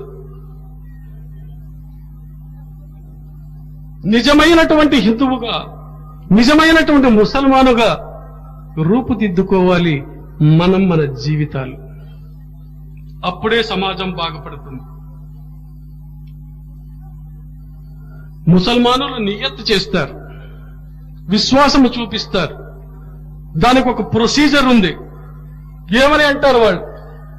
मैं ईमान लाता हूं अल्लाह पर, अल्लाह के रसूलों पर और अल्लाह के किताबों पर. ఎంత చక్కగా ఉంది చూడండి. దీన్ని ఒప్పుకుంటారా రిలీజియస్ బ్రోకర్స్? ఈమాన్ లాతా హూ అల్లాహ్ పర్, ఒకే దేవుడు అంటున్నాడు అక్కడ. అల్లాహోం పర్ లేదు, ప్లూరల్ లేదు, ఒకే దేవుడే. నేను విశ్వాసం తెస్తున్నాను పరమాత్మని మీద దేవుడు ఉన్నాడు అని. ఇంకా అల్లాహకే రసూలోం పర్, దేవుని సందేశ వాహకులందరి మీద నాకు విశ్వాసం రావాలి, నేను అందరినీ విశ్వసిస్తున్నాను అన్నప్పుడే వాడు ముసల్మానుడు అవుతాడు. అంతేకాదు, దేవునిచే పంపబడిన పవిత్ర గ్రంథములు, అన్ని గ్రంథముల మీద విశ్వాసం తీసుకురావాలి, అప్పుడే మహమ్మదీయుడు అనిపించుకుంటాడు. లేకుంటే వాళ్ళంతా కాఫర్లే. मैं ईमान लाता हूं अल्लाह पर, अल्लाह के रसूलों पर और अल्लाह के किताबों पर. బుద్ధుని పవిత్ర గ్రంథం త్రిపీఠకాలు దైవ పుస్తకాలు కావా? వేదాలు ఉపనిషత్తులు దైవ పుస్తకాలు కావా? పాత బైబిల్ కొత్త బైబిల్ దైవుని పుస్తకాలు కావా? ఖురాన్ దేవుని పుస్తకం కాదా? దేవుని చేత పంపబడినటువంటి గ్రంథం కాదా? అన్నిటి మీద విశ్వాసము తీసుకురావాలి. అందుకే మన వేదం ఏమనింది? ఏకం సత్ విప్ర బహుదా వదంతి. సత్ పరమాత్ముడు ఏకం ఒక్కడే. విప్రులు తెలిసినటువంటి జ్ఞానులు బహుదా వదంతి అనేక రీతిలుగా వర్ణించినారు వాన్ని. వాడు ఉండేది మాత్రం ఒక్కడే అని అన్నారు. నిజమైన హిందువుగా మారాలంటే ఎటువంటి ఉన్నత గుణాలు ఉండాలి? If compassion be thy temple, faith దై ఇష్ట దేవత, హానెస్ట్ లివింగ్ దై వేదాస్ అండ్ ఉపనిషత్స్, modesty దై యజ్ఞోపవీతం అండ్ కాంటెంట్మెంట్ దై ఏకాదశి వ్రతం, then verily thou art a true Hindu. ఈ ఉత్తమ గుణాలు నీలో ఉన్నప్పుడే నీవు నిజమైన హిందువుగా మారుతావు. ఏమవి? If compassion be thy temple, దయాదాక్షిణ్యములే నీ యొక్క దేవస్థానం అని భావించాలి. ఫెయిత్ దై ఇష్టదేవత, పరిపూర్ణ విశ్వాసమే నీ యొక్క ఇష్టదేవుడు. రాముడు కావచ్చు, కృష్ణుడు కావచ్చు, ఈశ్వరుడు కావచ్చు, ఎవరైనా కావచ్చు, ఇష్టదేవత. హానెస్ట్ లివింగ్ దై వేదాస్ అండ్ ఉపనిషత్స్, ప్రామాణికమైనటువంటి జీవితమే నీ యొక్క వేదములు మరియు ఉపనిషత్తులని భావించాలి. మోడెస్టీ, నమ్రత, వినయ విధేయతలే నీ యొక్క యజ్ఞోపవీతమని భావించాలి, లేక లింగమనేనా భావించుకో. కాంటెంట్మెంట్, తృప్తి అనేదే నీ యొక్క ఏకాదశి వ్రతం అనుకోవాలి. అప్పుడే నీవు నిజమైనటువంటి హిందువుగా రూపొందుతావు. ఈ బయట వేషభూషణాల వల్ల హిందువుగా మారలేవు, నిజమైన హిందువు అనిపించుకోవు. అదే రీతిగా ఒకడు నిజమైన ముస్లిం అనిపించుకోవాలంటే కూడా ఇటువంటి ఉత్తమ గుణాలే ఉండాలి. ఇఫ్ కంపాషన్ బి దై మాస్క్, ఫెయిత్ దై అల్లాహ్, హానెస్ట్ లివింగ్ దై ఖురాన్, మోడెస్టీ దై circumcision and contentment thy Ramzan fast, then verily thou art a true Muslim. నిజమైనటువంటి మహమ్మనీయుడు ఎప్పుడు అనిపించుకుంటావు? గడ్డం పెంచుకున్నంత మాత్రమున, ఖురాన్లోని శ్లోకములు వల్లించినంత మాత్రమున నేరుగా స్వర్గానికి పోతానని భావించవద్దు. ఉత్తమమైనటువంటి గుణములు పెంచుకున్నప్పుడే నీవు నిజమైన ముసల్మాన్ అని పెంచుకుంటావు. నీ దయాదాక్షిణ్యములే నీ యొక్క మసీదుగా మారాలి. పరిపూర్ణమైనటువంటి విశ్వాసమే నీవు నీ యొక్క అల్లాని భావించాలి. ప్రామాణికమైనటువంటి జీవితమే నీ యొక్క పవిత్రమైన ఖురానుగా భావించాలి. నమ్రత, దయాదాక్షిణ్యములు నీ యొక్క సున్నతి అని భావించాలి. తృప్తి నీవు చేసే రంజాన్ ఫాస్ట్ ఉపవాసాన్ని భావించాలి. అప్పుడే నీవు ఒక నిజమైనటువంటి ముసల్మానుగా మార్పు చెందుతావు. అంతవరకు నీవు కాఫరే అనిపించుకుంటావు. కేవలం నోటి మాటల చేత మంత్రములు, ఆయతులు వల్లించినంత మాత్రమున నిజమైన ముసల్మానుగా, నిజమైన హిందువుగా మారేదానికి సాధ్యము కాదు. ఇది ఈనాడు ప్రతి విద్యావంతుడు, ప్రతి బుద్ధిమంతుడు నేర్చుకోవాల్సినటువంటి విషయాలు. అప్పుడే ఈ దేశం, ఈ సమాజం బాగుపడుతుంది. నేటి సమాజం ఎలా ఉంది? చాలా మంది విద్యావంతులు ఉన్నారు ఇక్కడ, చాలా మంది బుద్ధిమంతులు ఉన్నారు. మీకు చాలా బాగా తెలుసు నేటి సమాజం ఎలా ఉంది అంటే. ఎటువంటి సమాజం ఉంటే బాగుంటుంది? రవీంద్రుడు చెప్పినటువంటి మాటలు వల్ల పునరుచ్చరిస్తున్నాను. Where the mind is without fear and the head is held high, where the knowledge is free, where the world has not been broken up into fragments by narrow domestic walls, where the words come out from the depth of truth, where the tireless striving stretches its arms towards perfection, where the clear stream of reason has not lost its way in the dreary desert sand of dead habit, where the mind is led by thee into ever widening thought and action, into that heaven of freedom, my Father, let my country awake. రవీంద్రుడు చెప్పినటువంటి సమాజం ఇటువంటి సమాజం, ఇటువంటి దేశం, ఇటువంటి స్థితిగతులు ఉన్నటువంటి సమాజం కావాలంటాడు. Where the mind is without fear, ఎక్కడ మనస్సు నిర్భయంగా ఉంటుందో, and the head is held high, భయం లేకుంటే తల ఎత్తుకొని తిరుగుతాం మనం, నిర్భయంగా తల ఎత్తుకొని తిరగగలమో. Where the knowledge is free, ఎక్కడ జ్ఞానము స్వేచ్ఛగా మనగలుగుతుందో. Where the world has not been broken up into fragments, ఎక్కడ జగత్తు, ప్రపంచము సంకుచిత భావములము అన్నటువంటి అడ్డుగోడల చేత ముక్కలు ముక్కలై నాశనమైపోదో. Where the words come out from the depth of truth, ఎక్కడ హృదయం యొక్క అంతరాళము నుంచి సత్యపూరితమైనటువంటి మాటలు పిల్లలకి బయటకు వస్తాయో. Where the tireless striving stretches its arms towards perfection, అలుపెరుగని శ్రమ ఎక్కడ పరిపూర్ణత వైపుకు పరిగెత్తుతుందో. Where the clear stream of reason, ఎక్కడ జ్ఞాన ప్రవాహము మృత ఆచారముల యొక్క ఎడారిలో ఇంకిపోదో. Where the mind is led by thee, ఎక్కడ మనస్సు నీ చేత ప్రేరేపింపబడి విశాల భావముల చేత కార్యమగ్నతకు పూనుకుంటుందో. అటువంటి దివ్యధానంలో నా తండ్రి నా దేశాన్ని మేలుకొలుపు. ఎటువంటి ఉదాత్త ఉన్నత భావాలతో ఆ మహనీయుడు ఆశించినాడు చూడండి.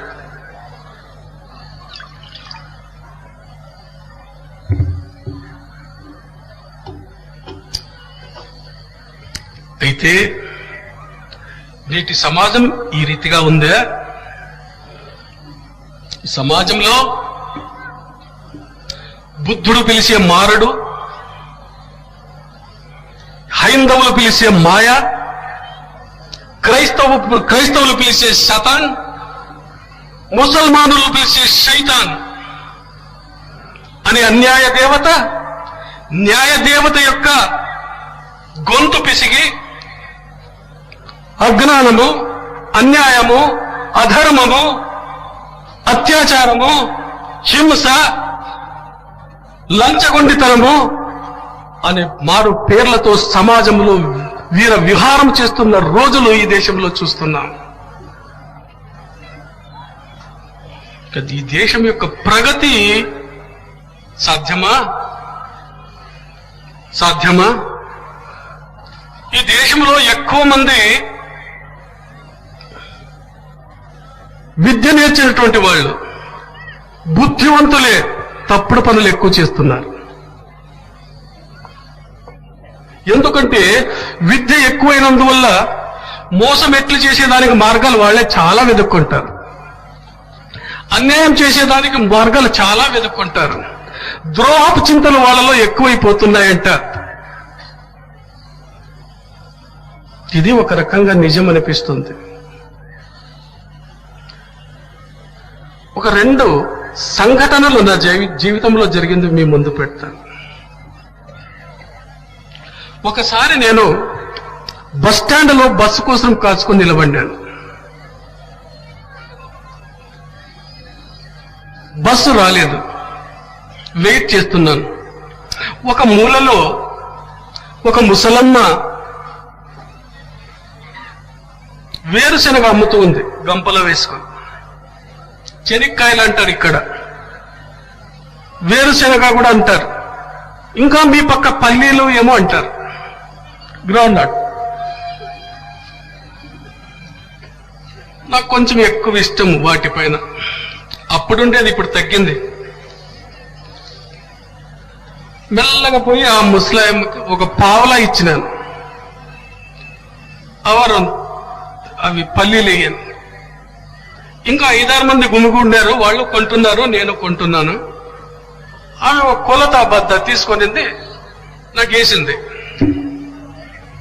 చేతిలో. నేను తిరిగి చూడకుండా వచ్చేసినాను. 5 మందికి వేసింది. కొన్ని వేరుశనగలు చేతిలో పెట్టుకొని దూరంగా నిలబడిన నా దగ్గరకు వచ్చింది. బాబు, ఈ చెనిక్కలు తీసుకో అని. ఎందుకు మళ్ళా ఇస్తున్నావు? ఎందుకు? నేను డబ్బులు ఇచ్చినాను కదా, నీవు ఇచ్చినావు కదా అని నేను అన్నాను. లేదు నాయనా, మామూలుగా కొలత బద్దతో వేసిన తర్వాత కొన్ని కోసాలు ఇస్తాను నేను, అది అలవాటు నాకు. కొసరు ఇచ్చేదానికి పిలిచినాను, నువ్వు వినిపించుకోలేదు, నిలబడినావు. కాబట్టి ఇంకా 5-6 మందికి ఇస్తుంటే కదా, అంతా ఇచ్చినాక మళ్ళా తీసుకొచ్చినాను. నాకు ఆశ్చర్యం వేసింది. ఆమె ఇవ్వకుంటే నేను అడిగేవాడిని కాదు. లేచి వచ్చి ఇవ్వవలసిన అవసరము ఆ ముస్లాయమ్మకు లేదు. ఏమో కొంచెం ప్రామాణికత నాకు అనిపించింది. మెల్లగా దగ్గరకు వచ్చినాను, ఆ గంప తగ్గి చూసినాను. అవా, ఈ చెనిక్కాయలు అంతా ఎంతకిస్తావు అని అడిగి, గంప ఎగాదిగా చూసింది పైనకి కిందకి నన్ను. ఎందుకంటే ఆమె ఎప్పుడు హోల్సేల్ బిజినెస్ చేసినట్లు లేదు, అంత రీటైల్ బిజినెస్ లోనే ఉంది. నేను ఒకేసారి గంపే అడుగుతున్నారు, హోల్సేల్ బిజినెస్ అయిపోయింది. పైనుంచి కిందకి చూసింది. ఈ మొత్తం గంప ఎంతకి ఇస్తావా అని.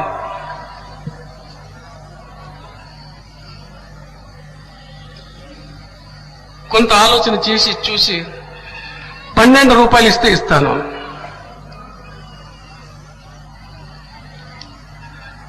నేను తీసి 15 రూపాయలు ఇచ్చినాను.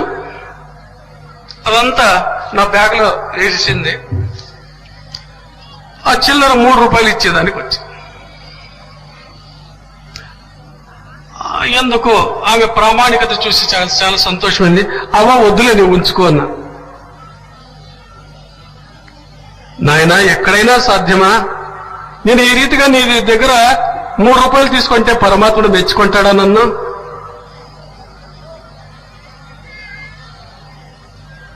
ఒళ్ళు గగురుబాటు చెందిన ఆ మాటలు విని, పర్వాలేదమ్మా తీసుకో. లేదు నాయన, దీని వెల 12 రూపాయలే,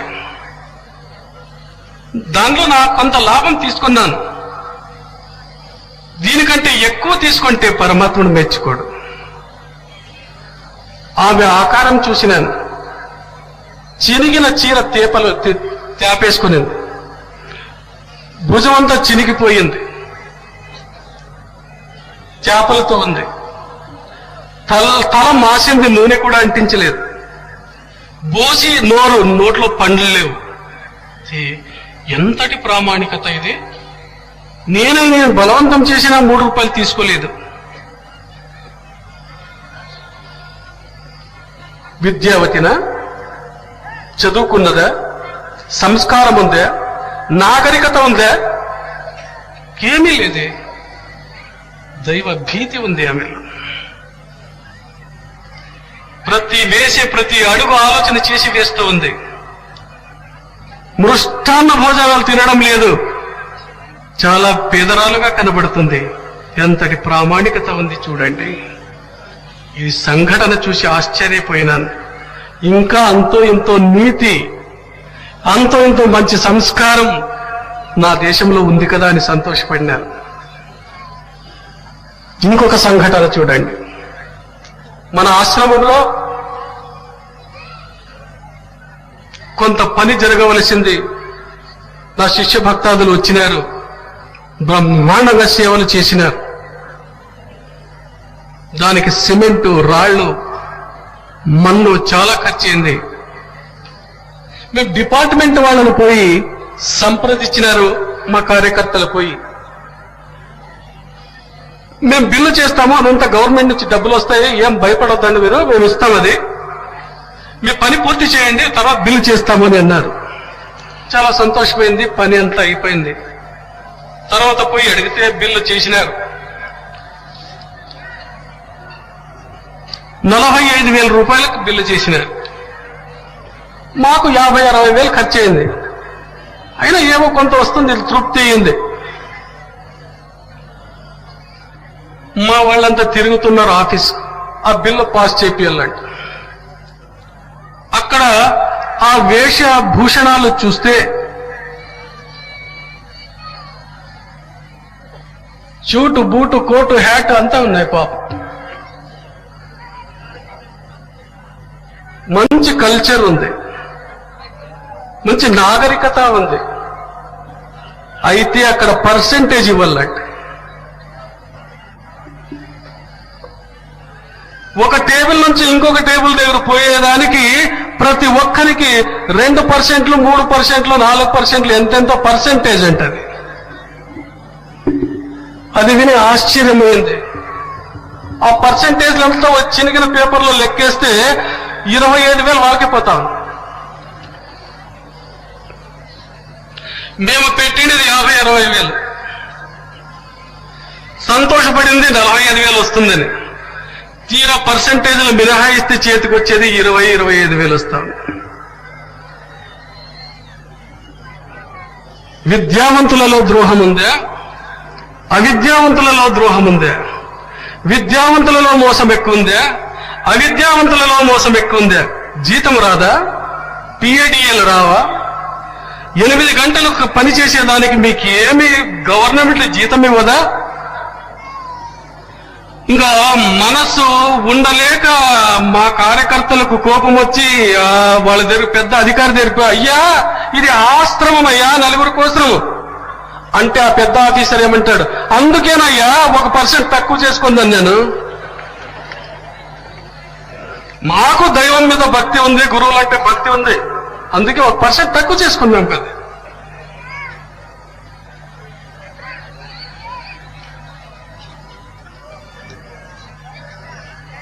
ఈ భావాలతో మనం జీవితం సాగించితే రవీంద్రుడు కలగన్న సమాజం వస్తుందా? దగ్గరలో కనబడుతుందా? ఏ క్షేత్రంలో లేదు ఇది. ఎవరి తప్పు ఇది? ఎవరి తప్పు ఇది? ఒక డాక్టర్ను నిందించనా? ఒక లాయర్ను దూషించనా? ఒక ఇంజనీర్ తప్పు పట్టనా? ఒక ప్రొఫెసర్ని తిట్టుందా? ఒక రాజకీయ నాయకుడిని విమర్శ చేస్తున్నా నేను? ఎందుకు ఇంత కలుషితమైపోయింది ఈ సమాజం? ఎక్కడ ఉంది తప్పు దీనికి? కారణమేమి అని దీర్ఘంగా ఆలోచన చేస్తే నాకు మూడు కారణాలు కనబడతాయి. ఆ ముగ్గురు సరిపోతే సమాజం మార్పు చెందవచ్చేమో. నేను రాజకీయ నాయకులను దూషించడం లేదు, ఒక పోలీస్ ఆఫీసర్ని నింద చేయడం లేదు, ఒక డాక్టర్ని నేను తప్పుపట్టడం లేదు, ఒక లాయర్ని నేను తిట్టడం లేదు, ఒక గురువుని హింసించే తప్పుపట్టడం లేదు. నేను ఈ దోషం నాకు ముగ్గురులో కనబడుతుంది. ఆ ముగ్గురులో మార్పు వస్తే సమాజంలో మార్పు వస్తుంది. లేకపోయిన నాడు ఈ దేశ వినాశం తప్పదు.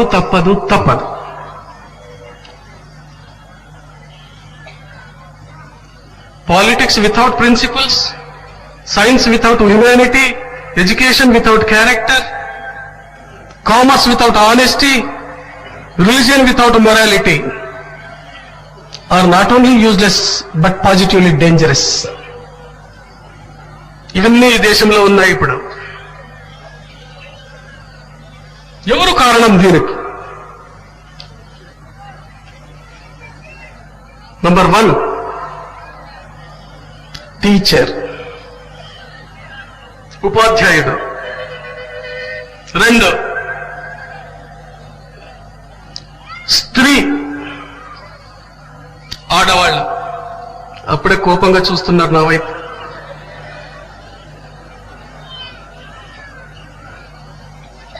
3వ కారణం,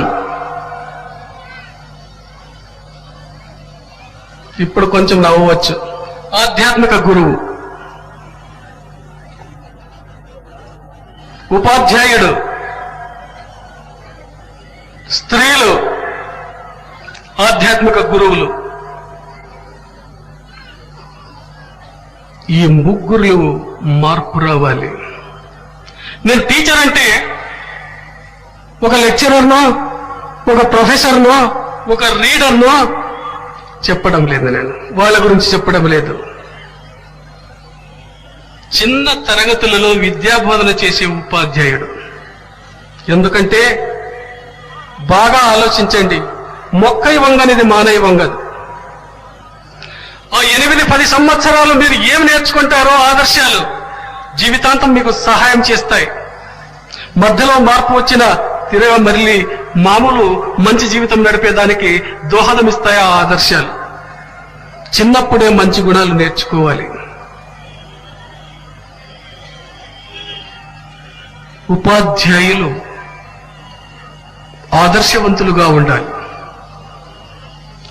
ఆయన జవాబుదారీ చాలా పెద్దది. A teacher as a person is more important than a teacher as a technician. బాగా జ్ఞాపకం పెట్టుకోవాలి ఇవి. A teacher as a person is more important than a teacher as a technician. What he is has more effect than anything he does. ఆయన వ్యక్తిత్వం చాలా ముఖ్యము. ఒక technician గా నైపుణ్యంతో పాఠాలు చక్కగా చెప్తాడు అన్నంత మాత్రమున వారి జవాబుదారీ అయిపోదు. A teacher as a person is more important. ఒక వ్యక్తిగా వారి వ్యక్తిత్వం పెంచుకుంటూ పోవాలి. Personality is to man what perfume is to a flower. వారి నడత బాగా ఉండాలి. ఎందుకంటే ఒక విద్యార్థి చెడిపోతే సమాజానికి అంత నష్టం కాదండి. అయితే ఒక టీచర్ చెడిపోయినటువంటి వాడైతే వాని సర్వీస్ కాలంలో ఎన్ని వేల మంది విద్యార్థులు చెడిపోతారు. కొంచెం జాగ్రత్తగా ఆలోచన చేయండి. ఎందుకంటే the private life of a teacher is of public importance. The private life of a teacher is of public importance. One good school master is worth 1,000 priests. ఒక మంచి ఉపాధ్యాయుడు ఉంటే 1000 మంది బోధకులకు సమానం అవుతాడు. ఎందుకంటే భావి భారత పౌరులుగా తీర్చిదిద్దవలసినటువంటి కర్తవ్యం అని భుజస్కంధాల మీద ఉంది. అందువల్ల ఆసక్తి ఉన్నటువంటి వాడే ఈ క్షేత్రానికి రావాలి. One should become a teacher by choice, not by chance. One should become a teacher by choice, not by chance. ఏది దొరకలేదని టీచర్ పనికి రాకూడదు, భ్రష్టు పడుతుంది టీచర్ ఉద్యోగం. ఎన్నుకొనుక రావాలి. One should become a teacher by choice, not by chance. అదే teacher ఈ సమాజంలో ఇప్పుడు ఎలా ఉన్నాడు? బిల్లుకు బెల్లుకు అంటుకున్నాడు టీచర్.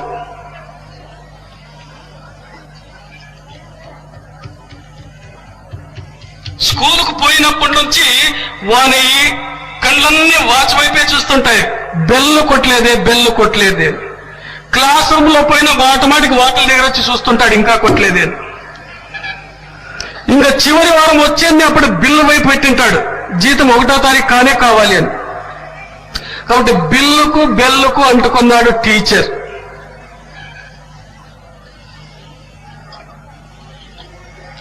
ఆదర్శవంతుడుగా కావాలి వాడు. వాణ్ణి సమాజం ఎలా గౌరవిస్తుంది తెలుసునా? బ్రహ్మ విష్ణు మహేశ్వరు అని పిలిచినారు. గురు బ్రహ్మ, గురు విష్ణు, గురుదేవో మహేశ్వర. ఎవరికి ఆ సమాజం, ఈ సమాజంలో అటువంటి పేరు లేదు. ఒక లాయర్ కంటామా, లాయర్ బ్రహ్మ, లాయర్ విష్ణు, లాయర్ దేవో మహేశ్వర. డాక్టర్ బ్రహ్మ, డాక్టర్ విష్ణు, డాక్టర్ దేవో మహేశ్వర. ఇంజనీర్ బ్రహ్మ, ఇంజనీర్ విష్ణు లేదే. గురు బ్రహ్మ, గురు విష్ణు. అటువంటి ఉన్నతమైన స్థానం ఇచ్చింది సమాజం. లౌకికమైన విద్య నేర్పించినప్పటికీ పెద్ద స్థానం ఒక టీచర్ది. ఎంతో జవాబారి ఉంది. మళ్ళీ నేను లెక్చరర్ గురించి చెప్పడం లేదు, అప్పుడే వయసు వచ్చేసి ఉంటుంది, అప్పుడే స్ట్రైక్ లెట్లు చేయాలా, బెంచ్ లెట్లు విరిగొట్టాలి, బాగా తెలిసి ఉంటుంది. చిన్నప్పుడే తీర్చిదిద్దాలి. ఒక టీచర్ ఆదర్శవంతుడిగా మారిన నాడే వానితోటి ఉన్నటువంటి విద్యార్థులు ఆదర్శవంతులుగా తయారవుతారు. కాబట్టి అమల్ వానిలో కావాలి. अमल से जिंदगी बनती है, जन्नत भी जहन्नम भी. काशी अपनी फितरत में न नूरी है न नारी है. పనికిరాని దేహం, ఈ పనికిరాని దేహానికి విలువ రావాలంటే పనికొచ్చే ఆదర్శాలు ఈ దీంట్లో ఉండాలి, అప్పుడే విలువ వస్తుంది. కాబట్టి టీచర్లు, ఆ టీచర్లే ఒక లాయర్ని తయారు చేసేది, ఆ టీచర్లే ఒక రాజకీయ నాయకుడిని తయారు చేసేది, ఆ టీచర్లే ఒక డాక్టర్ని తయారు చేసేది, ఆ టీచర్లే ఒక ఇంజనీర్ని తయారు చేసేది, ఆ టీచర్లే ఒక వ్యాపారస్తుని తయారు చేసేది. ఇక్కడ ఆదర్శాలు బాగా నేర్చుకుని ఉంటే వాడు ప్రామాణికమైన జీవితాన్ని నడపగలడు. ఆ టీచర్లో లోపం ఉంది కాబట్టి అవకతవకలు ఏర్పడుతున్నాయి, ఎక్కువ తక్కువ అవుతుంది. కాబట్టి ముఖ్య కర్తవ్యం టీచరు తాను ఆదర్శాలు నేర్చుకుని ఆదర్శాలు నేర్పాలి.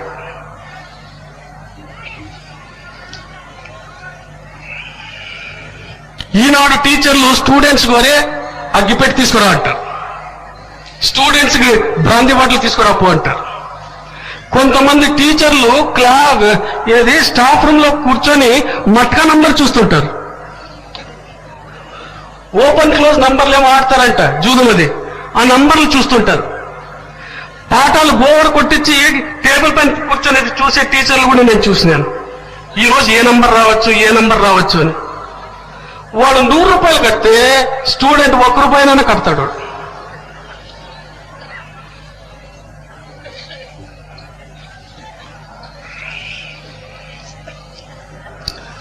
ఒక్క టీచర్ చెడిపోతే, ఒక్క టీచర్ భ్రష్టుడైతే సమాజానికి ఎలా నష్టం వస్తుంది? మూలికలు, కుడుములు బాగా తిన్నాడు, మిగిలినవన్నీ. ఎండ ఎక్కువ ఉంది, కాళ్ళు ఈడ్చుకుంటూ వచ్చినాడు స్కూలు. క్లాస్ రూమ్ లో వచ్చి చైర్ మీద కూలబడినాడు. యథా రాజా తథా ప్రజ. విద్యార్థులు కూడా అట్లే ఉన్నారు. కిటికీలు తెరిచినాడు, చల్లని గాలి వస్తోంది. వెంటనే ఆ లీడర్ చెప్పి, రే వాకిల దగ్గర నిలబడు, అకస్మాత్తుగా నాకు ప్రమాదం రావచ్చు. అక్కడ నిలబడి హెడ్ మాస్టర్ లేకుంటే ఎవరైనా ఇన్స్పెక్టర్ వస్తే వెంటనే నాకు చెప్పేసాయి, కొంచెం సేపు పండుకుంటాను అనే టేబుల్ మీద పండుకున్నాడు.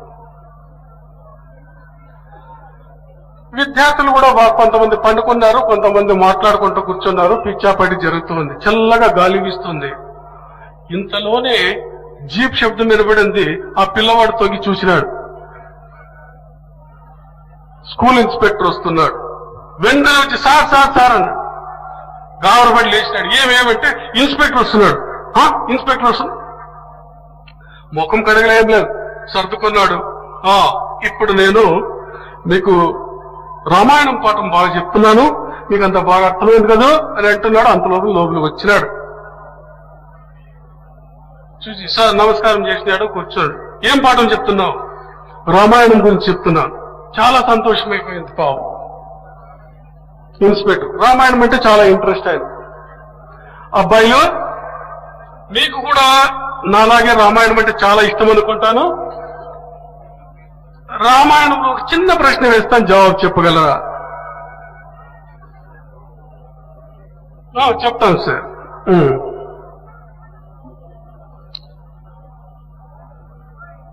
ఒక చిన్న ప్రశ్న వేసినాడండి. అబ్బాయిలు శివుని విల్లు ఎవరు విరిచినారు? క్వశ్చన్ అది. చిన్న చిన్న ప్రశ్నలు వేస్తే బాగా జవాబిస్తారు. ఒక 1 అవర్ 2 అవర్స్ హాయిగా పిల్లలతో గడిపోవచ్చు అని అనుకున్నాడు పాపం. శివుని విల్లు ఎవరు విరిచినారు? అందరూ ఊరికి కూర్చున్నారు. ఇన్స్పెక్టర్ వైపే చూస్తున్నారు. అందులో ఒకరి వైపు చూస్తున్నాడు ఇన్స్పెక్టర్. వాడు ఇన్స్పెక్టర్నే చూస్తున్నాడు. ఇన్స్పెక్టర్ వాడిని చూస్తున్నాడు. తడక్కని లేచి నిలబడినాడు. సార్, ఇన్స్పెక్టర్ చాలా సంతోషమైంది. సింపుల్ క్వశ్చన్ కదా ఆన్సర్ ఇచ్చేస్తాడు. సార్, శివుని విల్లు ఎవరు విరిచినారో ఏమో కానీ నేను మాత్రం విరచలేదండి.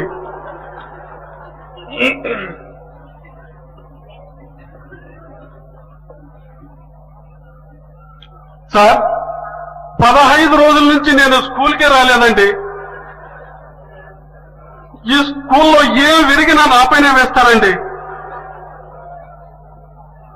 సార్, మీ కాలు పట్టుకొని చుట్టాను సార్, నేను మాత్రం విరచలేదు సార్. కావాల్సింటే నా పక్కన ఉండి అడగండి, 15 రోజుల నుంచి రాలేదు చెప్పరా అంటున్నాడు. అవును సార్, వాడు రాలేదు. ఇన్స్పెక్టర్కి ఆశ్చర్యం వేసింది. ఎంత సమంజసంగా ఇస్తున్నాడు పాపం రిప్లై అనుకున్నాడు. చాలా కోపం వచ్చింది. ఆ టీచర్ వైపు చూసినాడు. అంటేమి వాని సమాధానం ఈ రీతిగా ఉంది, దీనికి ఏం చెప్తానేమో అని చూస్తున్నాడు. అంతవరకు ఎక్కడో చూస్తున్నాడు టీచర్. ఈ ఇన్స్పెక్టర్ చూసేదే ఆ విద్యార్థిని చూసినాడు.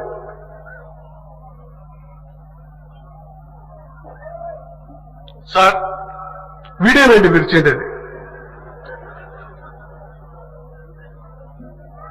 ఈ స్కూల్లో ఏమి చేసినా వీని చేష్టలు ఎక్కువ ఉందండి. వీడే చేస్తాడండి.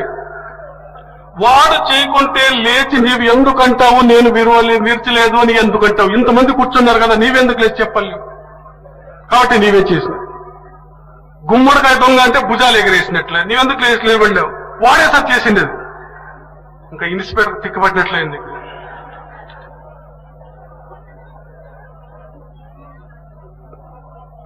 ఇంకా అక్కడ కూర్చోవడం సాధ్యం కాలేదు. ఇంకా నేరుగా లేచి హెడ్ మాస్టర్ రూమ్ లో పోయినాడు.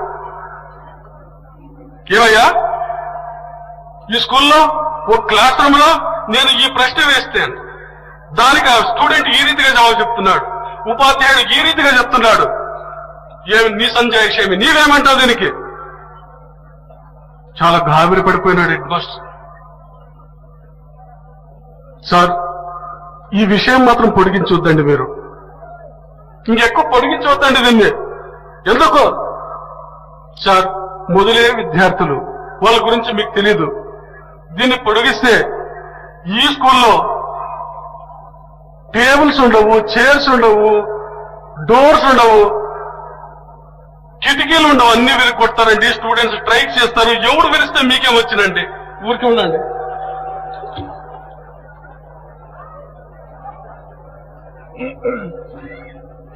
అది ఎట్లా విరిగి పాడైపోయింది, పోతే పోన్లేండి.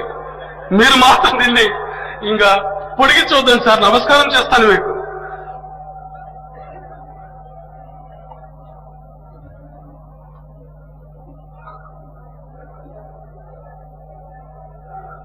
ఇంక ఇది సాధ్యం కాదనుకున్నాడు. ఇంకా ఆయనకు ఓపిక నశించిపోయింది. ఆ స్కూల్ చైర్మన్ దగ్గర పోయినాడు, నిలదీసి అడిగినాడు, ఏమిది ఆ స్కూల్లో విద్యార్థులు ఇట్లున్నారు, ఉపాధ్యాయుడు ఇట్లున్నాడు, ఆ హెడ్ మాస్టర్ కూడా పనికిరానాడు, ఏమిది అంటే అంతా చైర్మన్ అని. సార్ నమస్కారం చేస్తాను సార్, అయ్యిందేమో అయిపోయింది, అది ఎంత ఖర్చు కాదు సార్, నేను రిపేర్ చేపిస్తాను.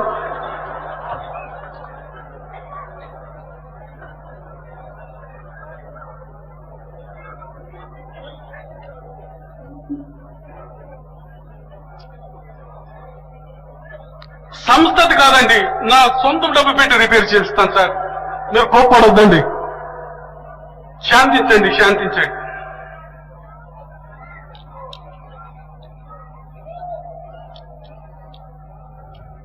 ఇంకా ఆ ఇన్స్పెక్టర్ లేచి అంటాడు, ఇంకా నాకు అంతో ఇంతో సర్వీస్ మిగిలింది, ఇటువంటి 4 స్కూళ్ళు నేను తిరిగితే నాకేమో అయిపోతుంది,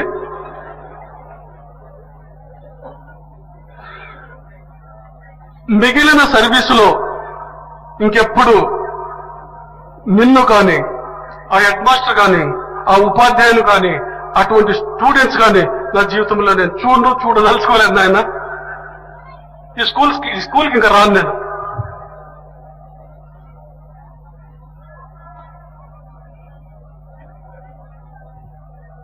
అవివేకం, కర్తవ్య లోపం, నిర్లక్ష్యం ఉపాధ్యాయులలో చోటు చేసుకుంటే విద్యార్థుల భవిష్యత్తు ఏ రీతిగా బాగుపడుతుంది.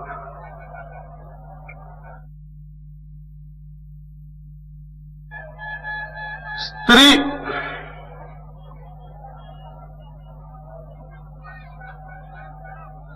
సమాజాన్ని ఉద్ధరించే ఒక దేవత.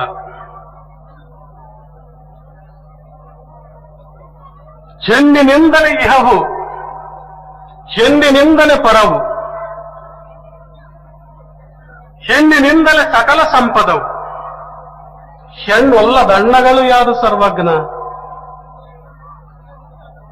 ఇహము స్త్రీ నుంచే, ಹೆಣ್ಣಿನಿಂದಲೇ ఇహవు, పరము స్త్రీ నుంచే, ಹೆಣ್ಣಿನಿಂದಲೇ పరవు, ಹೆಣ್ಣಿನಿಂದಲೇ సకల సంపదవు. స్త్రీ అవసరం లేనటువంటి వాడు ఎవడూ లేడు ప్రపంచంలో. ప్రత్యక్షంగా పరోక్షంగా ప్రతి చేతలలో ప్రతి పనిలో ప్రతి కార్యములో స్త్రీ హస్తం ఉంది. అయితే ఈనాటి స్త్రీ పురుషుల్ని ఇస్త్రీ చేస్తుంది అంటారు. ఈనాటి స్త్రీ పురుషుల్ని ఇస్త్రీ చేస్తుంది అని అంటారు. ఎందుకంటే సా తా రా 3 గుణాలు, 3 కలిస్తేనే స్త్రీ అవుతుంది. సా తా రా, సా అంటే సత్వగుణం, తా అంటే తమో గుణం, రా అంటే రజోగుణం. ఈనాటి స్త్రీలు పాశ్చిమాత్య సంస్కృతికి లోబడి ఆశపడి తమ విద్యుక్త ధర్మాలను నెరవేర్చుకోకుండా ఇంటిని శ్మశానంగా మారుస్తున్నారు అని. నిజంగా చెడిపోయే పిల్లలు చూడండి, విద్యావంతుల పిల్లలే చెడిపోతున్నారు ఎక్కువగా. బాగా ఆలోచన చేసుకోండి. ఎందుకంటే ఆ ఇండ్లలో తల్లి ఉద్యోగం చేస్తుంది, తండ్రి ఉద్యోగం చేస్తాడు, ఇద్దరు ఆఫీసుకు వెళ్ళిపోతాడు. ఇంటి పిల్లల్ని చూసేవాళ్ళు ఆయాలు చూసుకోవాలి. ఆయాల చేతిలో పెంపుదల ఉంటుంది. ఇంకా కొంత పద్ధతి, పిల్లవాళ్ళ తల్లిదండ్రులకు భయపడరు. ఇప్పుడు చాలా మంది, నేను నా శిష్య భక్తాదుల్లోనే కంప్లైంట్స్, స్వామి ఇంట్లో ఎదురు మాట్లాడతాడు, చెప్పినట్లు వినడు, వాడు ఇష్టానుసారం చేస్తున్నాడు, వాడు మా కంట్రోల్లో లేడు, ఇంటిలో ఉండడు, ఎప్పుడు తిరుగుతుంటాడు, ఏమన్నా అంటే ఇల్లు ఇడిచి పారిపోతాడంటాడు.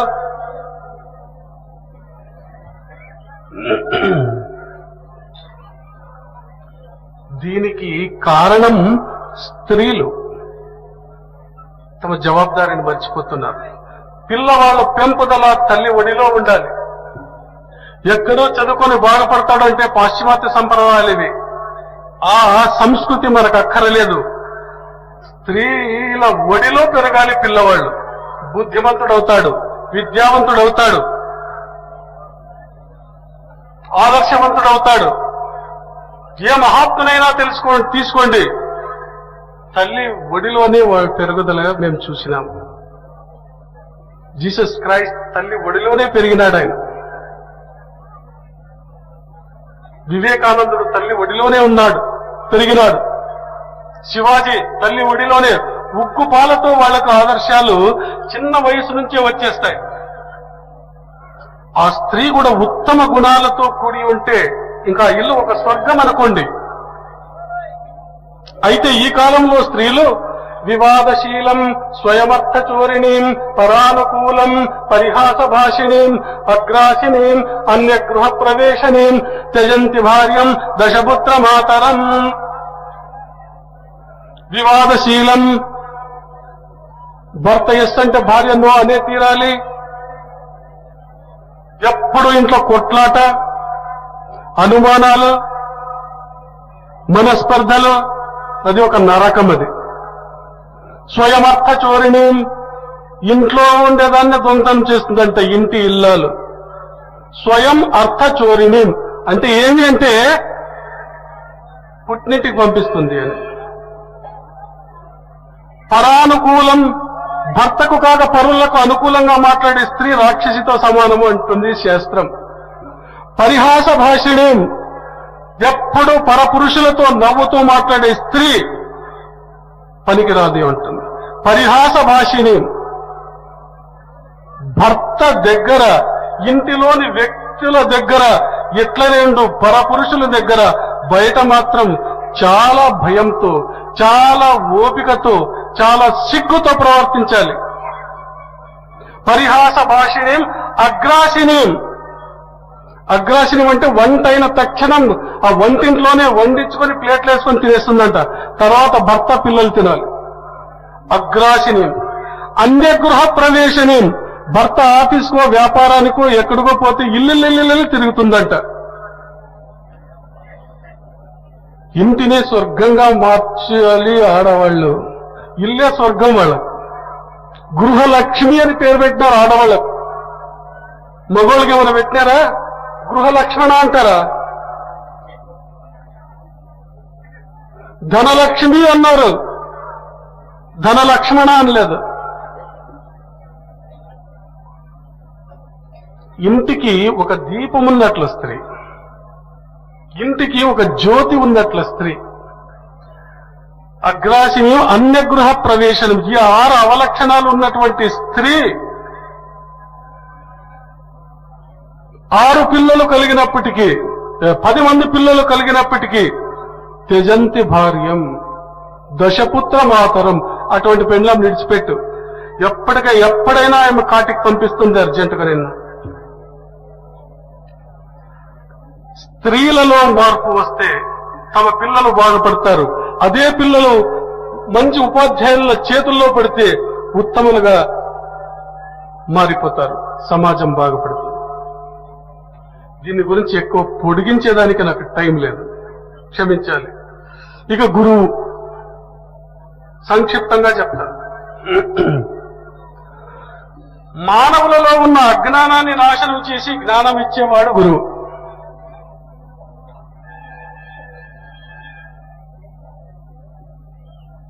గుకారస్తంధకారస్తు రుకారస్థ నిరోధకృత్ అంధకార వినాశిత్వా గురురిత్య విధీయతే. అజ్ఞానాన్ని నాశనం చేయాలి. అజ్ఞానం ఎక్కువ చేసే గురువులు సమాజంలో ఎక్కువైపోతున్నారు.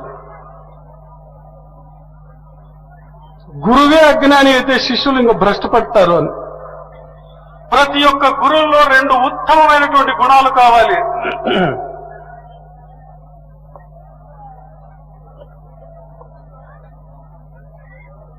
రామకృష్ణుడు కూడా ఇదే అన్నాడు వివేకానందుడు వేసిన ప్రశ్నకు. గురువులు మంచి వాళ్ళని ఎలా తెలుసుకోవాలి? గురుదేవాని అడుగుతాడు వివేకానందుడు రామకృష్ణుని. చూస్తే అందరూ బాగా డ్రెస్ వేసుకున్నారు, గడ్డాలు విడిచినారు, బాగా వేషభూషణాల్లో గురువు అనిపించుకుంటున్నారు. అయితే వాళ్ళు ఎవడు ఉత్తముడు కాదని ఎట్లా నేను తెలుసుకోవాలి అని అడిగితే రామకృష్ణ పరమహంస చెప్పినటువంటి జవాబునే మా శాస్త్రాలు చెప్పినాయి వెనకటిగా చాలా కాలం నుంచి. మాతృవత్ పరదారాంశ్చ పరద్రవ్యాన్ని లోష్టవత్ ఆత్మవత్ సర్వభూతాని యః పశ్యతి సపశ్యతి. గురువు యొక్క లక్షణం, గురువు నిజమైనటువంటి గురువుగా అనిపించుకోవాలంటే, సద్గురువుగా పేరు పొందాలంటే ఈ గుణాలు ఉండాలి. మాతృవత్ పరదారాంశ్చ, పర స్త్రీని మాతృ తల్లిగా భావించాలి, ఆ భావం వాళ్ళు రావాలి. పరద్రవ్యాన్ని లోష్టవత్, పరుల ద్రవ్యాన్ని తన కొరకు తన కుటుంబం కొరకు వాడకూడదు. దాన్ని మట్టి పెళ్లగా భావించాలి. కోట్లు కావచ్చు, కోట్లకు పడగలెత్తిన వాళ్ళు రావచ్చు తన దగ్గరకు. ఒక సద్గురువు అనేవాడు అష్ట ఐశ్వర్యములు నా కాలి గోటికి సరిపోవు అని భిక్షమెత్తుకునే తిరిగేవాడు ఆ స్వామి. అష్ట ఐశ్వర్యములు నా కాలి గోటికి సమానము కాదు అనేవాడు. ఎందుకు? అంతటి ఆదర్శాలు, అంతటి యోగబలము, తపశ్శక్తి నింపుకున్నటువంటి మహానుభావులు వాడు. పరద్రవ్యాన్ని లోష్టపడు, పరుల ధనాన్ని ఆశించలేదు అటువంటి ప్రభులు, మహానుభావులు. ఉంటే తినేవాళ్ళు, లేకుంటే అట్లే నీళ్లు తాగి పండుకునేవాళ్ళు. గురువు కూడా ఆ ఆదర్శం నేర్చుకోవాలి. సమాజంలో భిక్షగాడు కాకూడదు గురువు. వాని కొరకు, వాని భార్య బిడ్డల కొరకు ఉంటే, భార్య బిడ్డలు లేకుంటే 4 ఇళ్ళు భిక్షమెత్తుకోవచ్చు గురువు, ఒక పూట తింటూ.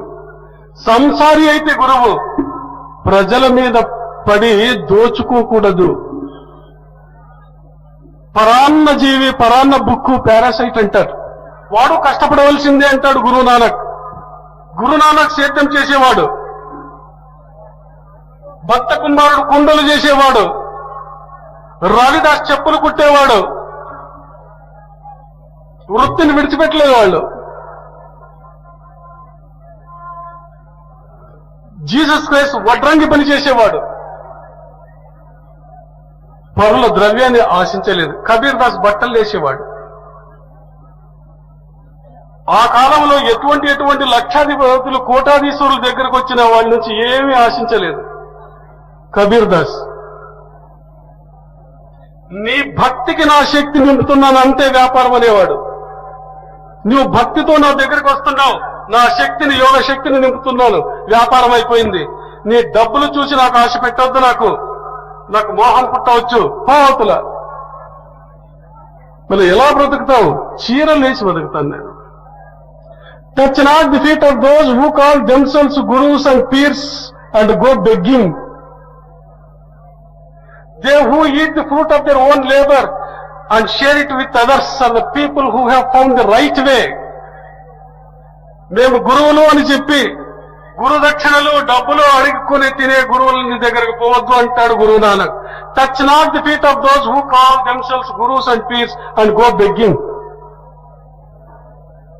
నేను గురువు, నా కాలు ముట్టితే డబ్బు ఇవ్వు, నా పాద పూజ చేస్తే డబ్బు ఇవ్వు, మీ ఇంటికి నేను అడుగు పెడితే నాకు డబ్బు ఇవ్వు. గురుత్వం నాశనం అయిపోతుంది. మన కర్ణాటకలో కూడా ఈ మధ్యలో గురువులు డబ్బుకు ఆశపడి డొనేషన్లకు సంబంధించినటువంటి కాలేజీలు నడుపుతున్నారు. వాళ్ళకు మామూలు కాలేజీలు అవసరం లేదు, మెడికల్ కాలేజీలు కావాలి, ఇంజనీరింగ్ కాలేజీలు కావాలి. విద్యా సేవ చేస్తున్నాము అంటున్నారు వాళ్ళు. ప్రజలను ఏదో రీతిగా సేవ చేస్తున్నామని భావించడం లేదు. ఇంకా ఆశ్చర్యం ఏమంటే ఆ వ్యాపారానికి గురువులే కూర్చుంటున్నారు. 5 లక్షలు ఇస్తావా, 6 లక్షలు ఇస్తావా? గురువు పని ఇది. గురువుకు అవసరమా? పెద్ద పెద్ద భవనాలు కట్టించాలని గురువులు అనుకుంటున్నారు, పోటీలు పడి కట్టిస్తున్నారు. ఒక గురువు 30 అడుగులు ఎత్తు లేపితే ఇంకో గురువు 50 అడుగులు ఎత్తు లేపాలి. వానికంటే బాగుండాలి. నేను భిక్షమెత్తుకుని ఊరూరు తిరిగినటువంటి బుద్ధుడు ఇవన్నీ ఆశించినాడా? జ్ఞానబోధన చేసినాడు, వెళ్లిపోయినాడు. ఆయన పేరుతో ఎన్ని సంస్థలు వెలువడినాయి, ఎన్ని విశ్వవిద్యాలయాలు ఆ కాలంలో. నలంద, తక్షశిల, పెద్ద పెద్ద విశ్వవిద్యాలయం. ఇవన్నీ కాలగర్భంలో కలిసిపోతాయి. మిగిలేది ధర్మం మాత్రమే. ఆ ధర్మాన్ని కాపాడుకోవాలి. ఈ ధర్మాన్ని కాపాడుకునేదానికి సమాజంలో పెద్దలు కృషి చేయాలి. ఈ ముగ్గురులో మార్పు వచ్చేటట్లు చేయాలి. గురువులు కూడా తమ విద్యుత్ ధర్మాన్ని తెలుసుకొని సమాజంలో మానవులలో నైతిక విలువలు పెంచేదానికి ప్రయత్నం చేయాలి. ఆదర్శాలను పాటిస్తూ ఆదర్శాలను నేర్పుతూ పోవాలి. వీళ్ళ ముగ్గురు రెస్పాన్సిబిలిటీ తీసుకుంటే, జవాబాదారీ తీసుకుంటే మన దేశం బాగుపడుతుంది. లేకపోతే భ్రష్టుపడుతుంది ఈ దేశం, ఈ సమాజం నామరూపాలు లేకుండా నాశనం అయిపోతుంది. కాబట్టి విద్యావంతులున్నారు, బుద్ధివంతులున్నారు ఈ సభలో. వాళ్ళంతా ఈ విషయాల గురించి చక్కగా ఆలోచన చేసి మీ పిల్లలను బాగా పెంచండి, ఆదర్శవంతులుగా తయారు చేయండి. కేవలము ఇంజనీరింగ్ సీట్లు, మెడికల్ సీట్ల కొరకు ప్రాకులాడవద్దండి. మంచి ఉత్తమ పౌరులుగా చేయండి, ఈ సమాజానికి అందించండి. దానికంటే మించిన సేవ ఇంకేమీ లేదు. మీ పిల్లలను తీర్చిదిద్ది సమాజంలో ఉత్తమ వ్యక్తులుగా బ్రతికేటట్లు ప్రయత్నం చేయండి. వాడు చదువు ఎక్కువ చదవచ్చు, తక్కువ చదవచ్చు, ఉత్తమ పౌరునిగా తీర్చిదిద్దే జవాబాదారీ తల్లిదండ్రుల మీద ఉంది. దాన్ని మీరంతా చక్కగా గుర్తించి మీ పిల్లలను బాగా పెంచి మీ గురుతరమైనటువంటి బాధ్యతను కాయ వాచ మనస నిర్వర్తించి సమాజానికి మేలు చేయాలని చెప్పి ఈ సందర్భంలో మిమ్మల్ని కోరుకుంటూ, ఇంతవరకు నేను చెప్పినటువంటి కొన్ని మాటలు విన్నందుకు హృదయపూర్వకంగా అభినందిస్తూ, గురుస్థానంలో ఉన్నాను కాబట్టి హృత్పూర్వకంగా ఆశీర్వదిస్తూ నా యొక్క ఉపన్యాసాన్ని ముగిస్తున్నాను. జై జై సద్గురు బొమ్మం బాబా.